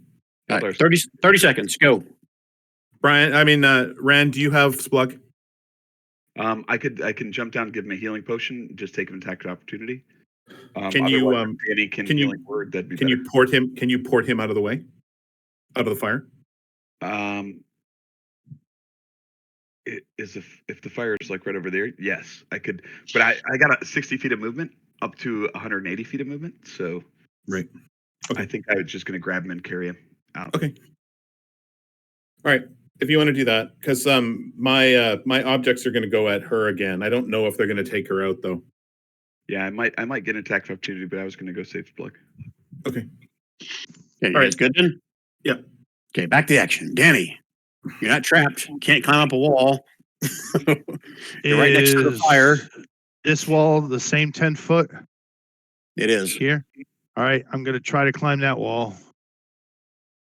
See if I can get over to Splug. Get your athletics. Come on, go gadget feet. You gotta be kidding me. Okay. All right, Danny, you can move yourself to right here. Right. Can I And you're still see frantically trying to Growlnar? climb up the wall. You're just not tall enough. You can't get perches. What's going on? I can still see Growlnar though, right? Yeah, you can see Growlnar. All right, so I can't see any bad guys, so at least I'm gonna toss him a heal. So it's not gonna be much, but healing word is a bonus action, so here we go. 5 points. Woohoo! Did you cast at a higher level? Now. Yeah, I cast at second level. I only got so you get 6 points. No, 6. 5 plus the 1. Well, why didn't it add the 1 then? That's It weird. It did above. That's what the higher level cast represents. The 1. Oh, I didn't see that. Okay. And 5 of the normal. So it's still pretty shitty. But 6 points. I points, 6 fixed points. that hangnail that's been bothering you for weeks. No, that's the hangnail you swallowed a while ago drinking that claw Shut up. wine. Don't go there. Didn't ask All right. your comments. Anyway, okay, that's it for me. Okay, you can move if you Danny's want. You move being into the fire. No. Okay. I'm still probably soaked in alcohol, so I'm not going anywhere near fire right now. That's a good point. Yeah. Let's remember that first. Oh, Splug just Prestidigitation got rid of the chunks, but I don't think it got rid of the alcohol that's soaked into my pants and the back of my back. the Splug guts are hanging out and they're like kind of sizzling like bacon right now. Yeah. Goblin roasting on an open fire. All right, so that's it for Danny's turn, right? That's it for Danny. Okay, Bryn. Okay, Stand ravens up are and kill flying. something. Ravens are flying there. Did I do? Bryn is going to stand up. Bryn is going to have a very angry look on her face while she's looking at this tiefling, and is going to explain to this tiefling that he and or she, or they, depending on what their pronouns are fucked. So that's an 18 for 14. Now she watches as your Eldritch Blast comes at her right for her face, and she looks kind of defeated look on her face, and she says, "Fuck you, bitch." And she just drops dead, falls backwards. Good choice. All right.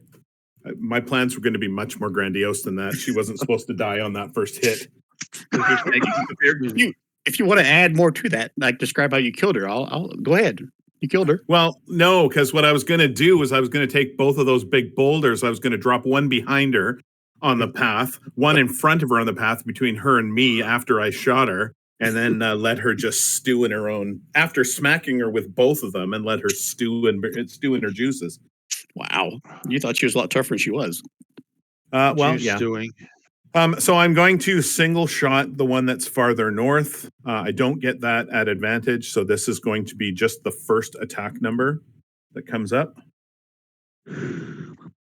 So it's a 13. That's not beyond your dark vision, is it? I don't know. Probably 60 feet. I got 60 feet of dark vision. I don't think they're 60 feet away from me.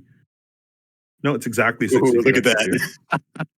I did that for dramatic effect. Yeah, there you go. 13 for 7. I mean 26 for 7? Oh no, because you don't No, because Keldar. I don't have any advantage on this one. Oh, it has to be your flying things. Okay. All right, so 13. Let me double check. Got to meet to beat it. That hits her. So is that 10 or 7 or both? It's 7. 13 for 7 damage. Okay. She takes it like a champ. She's still Yep. standing. And then the objects are going to come over, come in beside her. They're going to taunt her in an objecty way. They're going to do a little tail dance. I don't know how they do that. They're coins, but you know. There's only 3 of them left, so all 3 of them are going to smacky smack. Oh shit! Hold on. She had a reaction thing.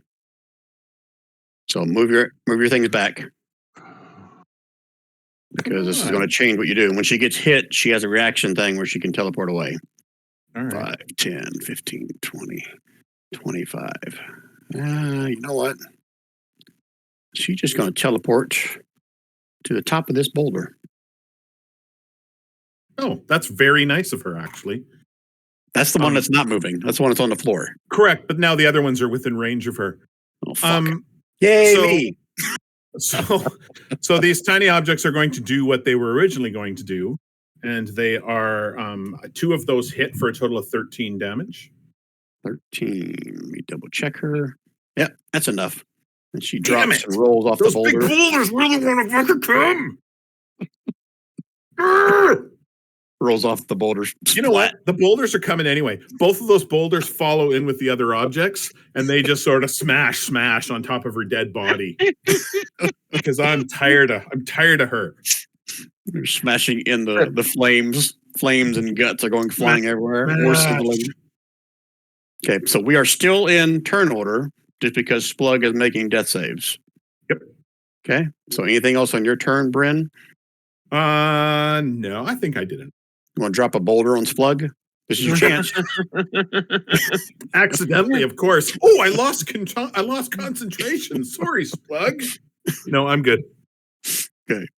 All right, Keldar. Keldar vortex warps Splug right next to him, like sheer laziness, and then pours the healing potion in Splug's mouth. Your laziness. It's an action. Oh, that's right. You're hasted. So yeah, it is an action. Okay. He still has to roll though because he's unconscious. So Okay. 2d4 plus 2, Splug. Splug? Yeah. Spluggaroo. Yeah, not a bad roll. 8 points. And I don't know. He did it he poured it down his throat as an action. Oh, I guess you still have to roll it because it's pouring down somebody else's right. If it's throat. down your own throat, you get full. But if you're doing it on an unconscious person, they still got to roll. That was a good roll. So Splug's fully at attention, but he's still lying down. Okay, so technically, yeah, both of these snake things disappear when they die. So we're technically out of combat, except for the fact that we are in the fire. So let's keep moving with turn order because of that. Keldar, anything else you want to do in your turn? No, Keldar and Splug are out of the fire, right? Yeah. Correct. Okay. Okay. They're dead. Grolnar, take more D6, and you can do whatever you want. 2 more points of fire damage. Now you can move out of it if you want, or if you guys have some way of putting out the fire. Growlnar? Yes, you're still in the fire. Oh, I didn't realize I was in fire. Oh, I forgot. Yep. Okay. So 2 points of fire damage. Now you can move unless you have some way of putting out the fire. Yeah. So what are you doing, Grolnar? We're still in turn order. I'm waiting for you to decide. Okay. We're sleepy. 1, 2, 3. You can move farther than that, though, Grelnar, right? You're still in the fire.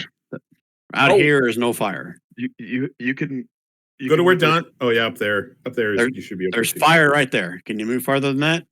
I can move. Yeah, I can move. I've got He's That's hasted. right. 60. Yeah. Right.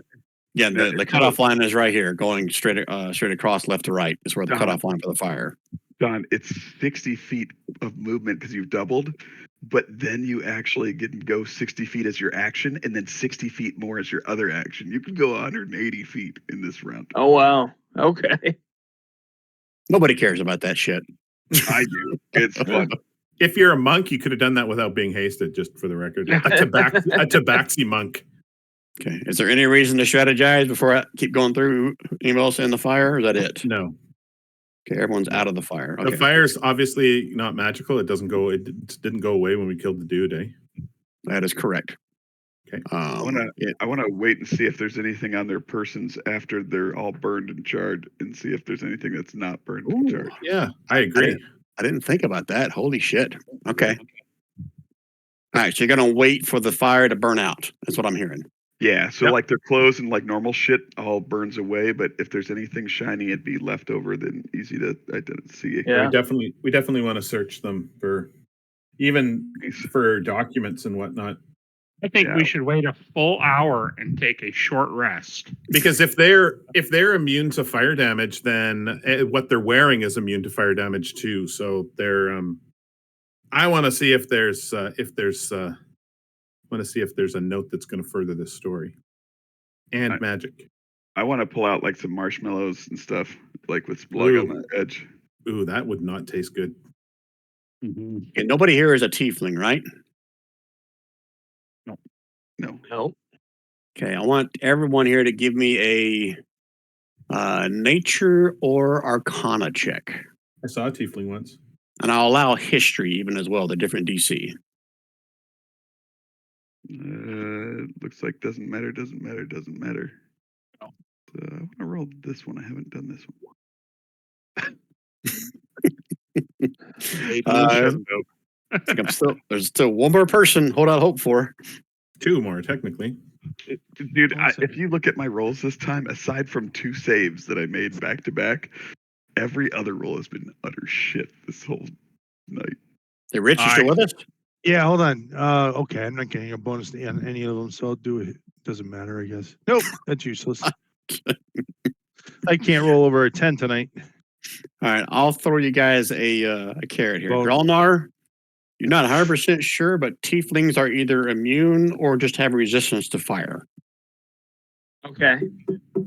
That does not mean if they're carrying some kind of paper that it's not going to burn.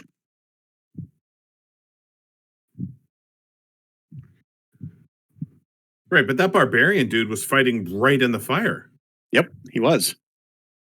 He's an idiot. You think he cared about whether or not his notes get burnt? Think he cared whether or not a big 10-foot boulder landed on his face? Yes. All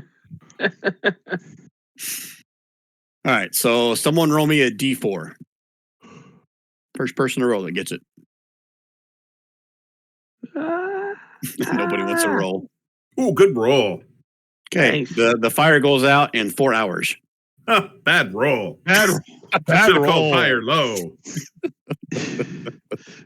So you guys are getting in it. What's the word? Getting asphyxiated with smoke in here. If you move out here, you'll be fine. What's the smoke coming off of? The fire and the fumes of whatever was lit the fire. I say over 4 hours when you make a roll, there was some kind of a chemical or oil on the floor in here whenever he tossed that cigar to light it on fire. All right, well, let's go in the hallway. Right. Yeah. So Slug starts singing some Bruce Springsteen. I'm driving in my car. Do, do, do, do. I turn on the radio. all right, so right, boulders, okay. everything expires as far as like your animated objects, I'm assuming, except for the ravens, right? Yeah. Okay, so if you go check the bodies, Is this so 4 hours? Is that a short rest? I'll allow you guys to take a short rest if you want. Oh, good, because Brian, the gust spell doesn't do anything against fire, eh? Now that'd be like for the smoke, not the fire. Okay, I gotta figure out how I'm gonna rule this. I could prestidigitation to clean the flammable stuff.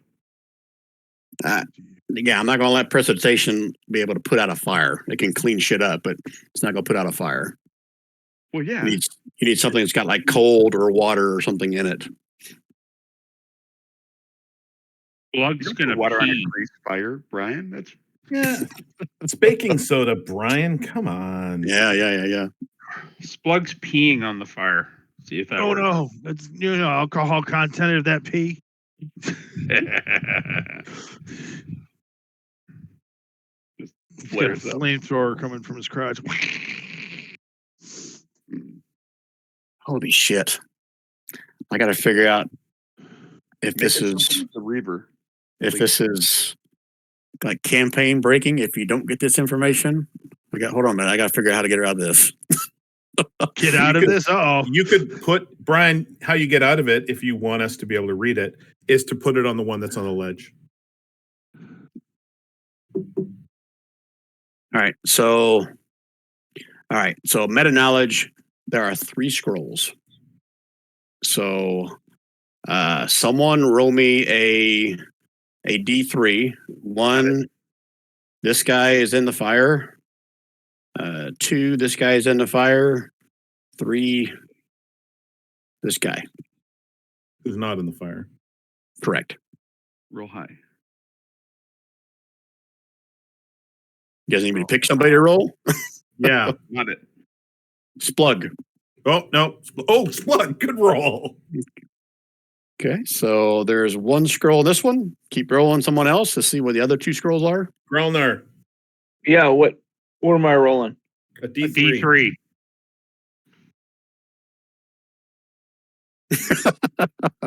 That's what he rolled.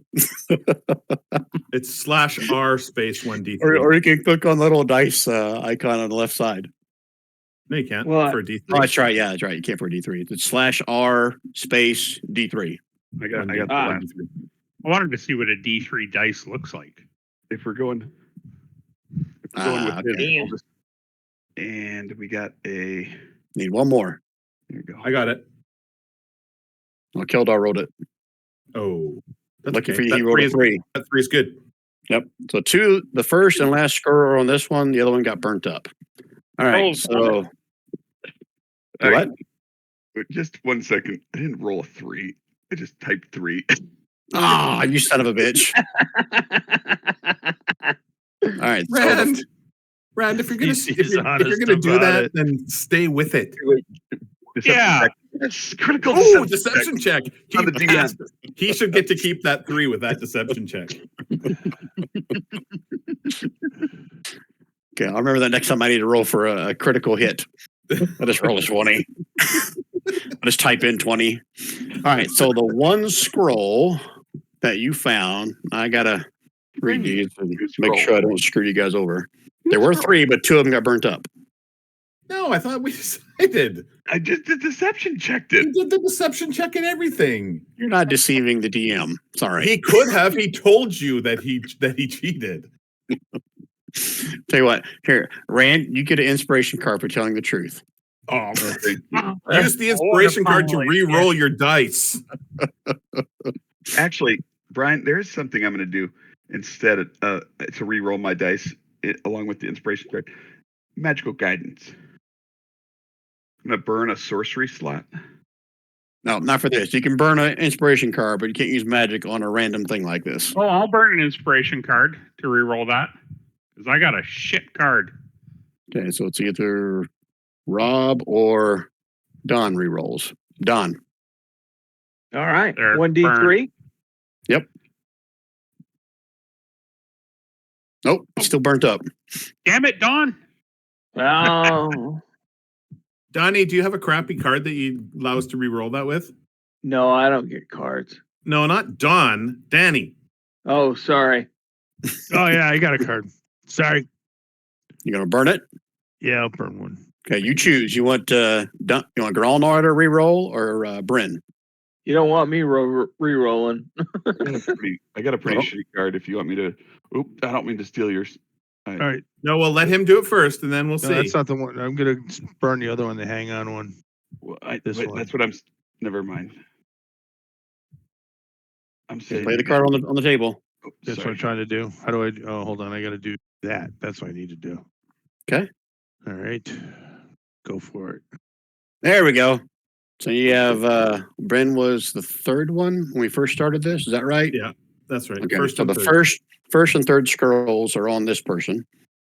You guys good with that? You want to burn another card to see if Don can roll a 3?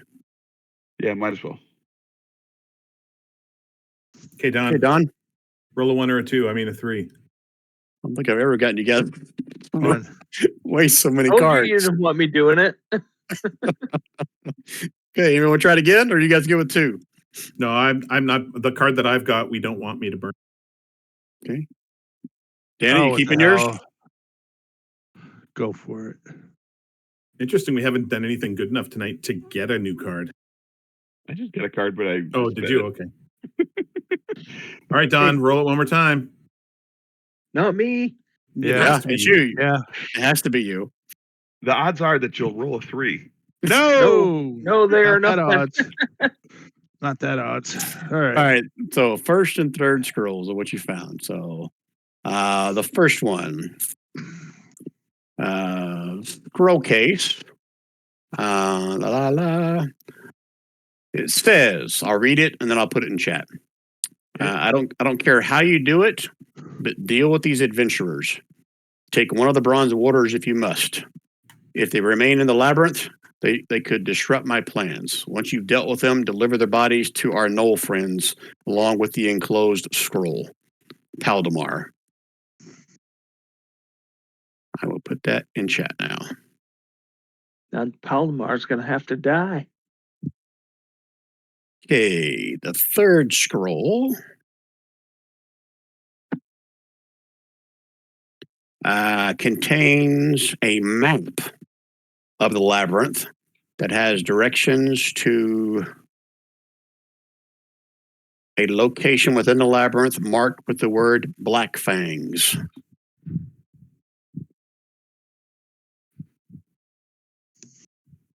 You don't even put that in chat, right?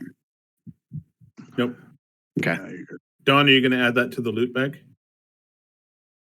I'll take the map. I'll take the map and add it to my. Right. Because I've got the tablet. I tend to keep that. I'll take the map. Okay. Searching the other bodies. Let me pull his character sheet back up. First, the big guy down here, the big brute.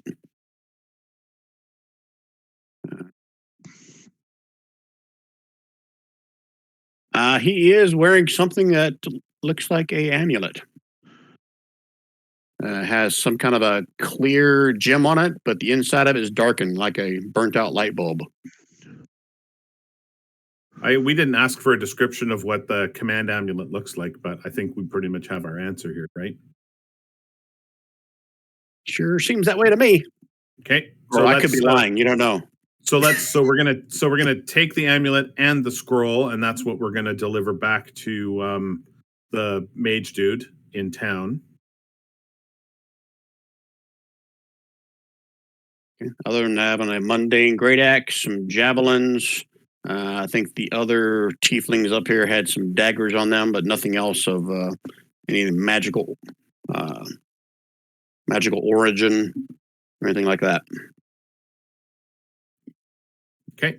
Shall we make our way back home? I think so.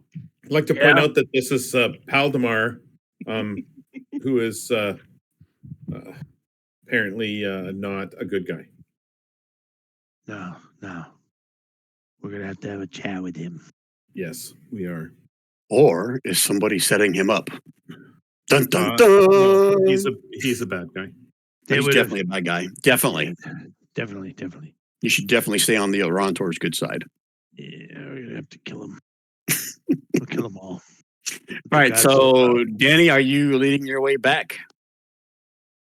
Shield of light, point the way. Okay. And you never went into the fire, did you, Danny? No. Okay. Fire and me, no.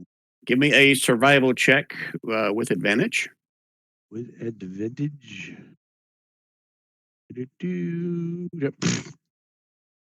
Okay. Yeah.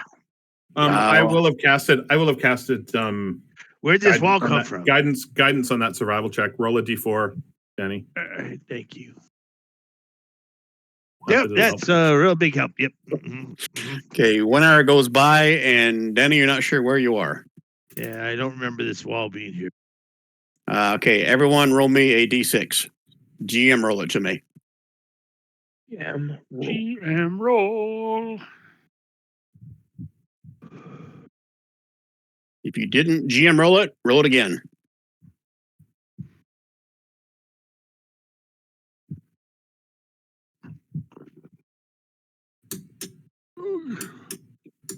So Brent is the only one that GM rolled it to me. I'm GM rolling. It's I GM rolled it. I GM'd it rolled. Well, You guys since too. I see that Splug got a 5 and Gralna got a 2 and Danny got a 6, I don't think Oh. you GM rolled it. Well, GN2 GM is highlighted. We try it again. Oh, I remember what you got to do. You got to click 2GM on the little square On what There little you go. square? What do you mean, little square? up on by the dice. You click on the dice, then you got to click GM up there, not on your sheet. Oh, Yeah, you got to Oh. actually click GM first before you click the die Yeah, on the dice yeah, roller. guys. Jeez. I was trying to Okay. push for DM. I had a GM on my character sheet, but obviously I didn't. Yeah, you can do it the old school way still if you want. Rand, it's your call. All right, Danny, give me another survival check. One I'm more assuming survival with check. guidance. The guidance. Yep. Survival. So either you guys are going to make it back to the 7-pillared hole, or you're going to have. Oh, I got an 11. Oh, I think well, no, wait. No, that's not the right way either. Are you having a you hard rolled- time? Do you want me to take over with my plus Oh, 3? He rolled me a Yeah, 4. He rolled me a 4, and I'll take it. Danny, you think you're back on track, but another hour passes, and you're still not back to 7-pillared hole. Everyone roll me a d6. GM rolled it to me. How do I GM roll? Okay, 1, 2, 3, 4. Okay. Danny, can you survival. get us back to the 7-pillared hall? I'm Oh, proficient oh, in that. oh, Can I oh. consult? Oh, there's an 18. There you go. You finally There get we up back on track. You find a familiar spot on the handwritten map you've got, and you get back to the 7-pillared hall Oh, without wait. This is an right encounter. just in the corner. All right, hey, we're on the right spot. Yeah, all right, this way. All right. So, is there any interaction you want to do at the end of the session, or do you want to save it for next time we play? Next time. Yeah. Well, at least tell me what your plans are, so I can kind of prep. You going straight to the Iran tour with this Well, information? I'm gonna as soon as I'm there, I've got the map, I've got the scroll, and I've got the amulets.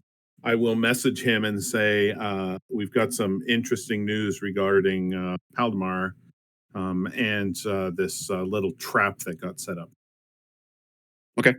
And that's where we will Paldemar pick up. equals Arantor, Well- and Aranta equals Paldemar. Splug's feeling a little rough. He's had a bad day, so he's going to invite Donnie drinking. No, I'm gonna pass. I'm gonna go have a hot bath and go to bed. Is that Rich talking, or is that Danny? That's Danny talking. Rich is Okay. just go to bed. Okay. Rich has got 4.5 hours. I'm going to bed. All right. So that's where we'll call it for tonight. Hopefully Oh, that was that fun was for you awesome. guys. A little bit That more was role good. playing there than we normally do, but hopefully you guys were good with that. I enjoyed it. Yeah. Very much so. Good session. Yep. It was fun battling out, trying to decide as a group if this was like, it was a trap, but I always kept wanting to think it was too obvious that it was a trap. I was hoping it wasn't, but Well, you did ask many questions. They might have been on the up and up. You don't know. yeah. Fuckers. All right. No, Brian. The first thing that guy did was drop his cigar and burn us all. Yeah. Yeah. Because you were attacking. No, he did his thing before we did our thing. Good try, though. Let me roll my deception. Hold on. Let me roll my deception. There we go. Nope. My common Nope, sense roll. because I'm rolled a not 56. dumb and I mouse over rolls. I just rolled a deception in Discord. I got a 99. Okay. Yeah, there you go. So, Yeah. There you go. Awesome. well, Thanks, guys. I'll roll I'm my out. insight. Adios. Have a good one. I guess, hold on See you real quick. soon. Next week is a scale of war. Cool. I in. will not be able to join next week. Okay. I'll All put right. in the announcements that my schedule for the month of July as well. Might be a couple of days there where I'm not available again, but I'll put it in Discord probably tonight or tomorrow for the rest of July. All right. All right. All right. Thanks, Good guys. deal. All right, Yep. Hey, Have a good night. later. You too. Good night, guys. Bye.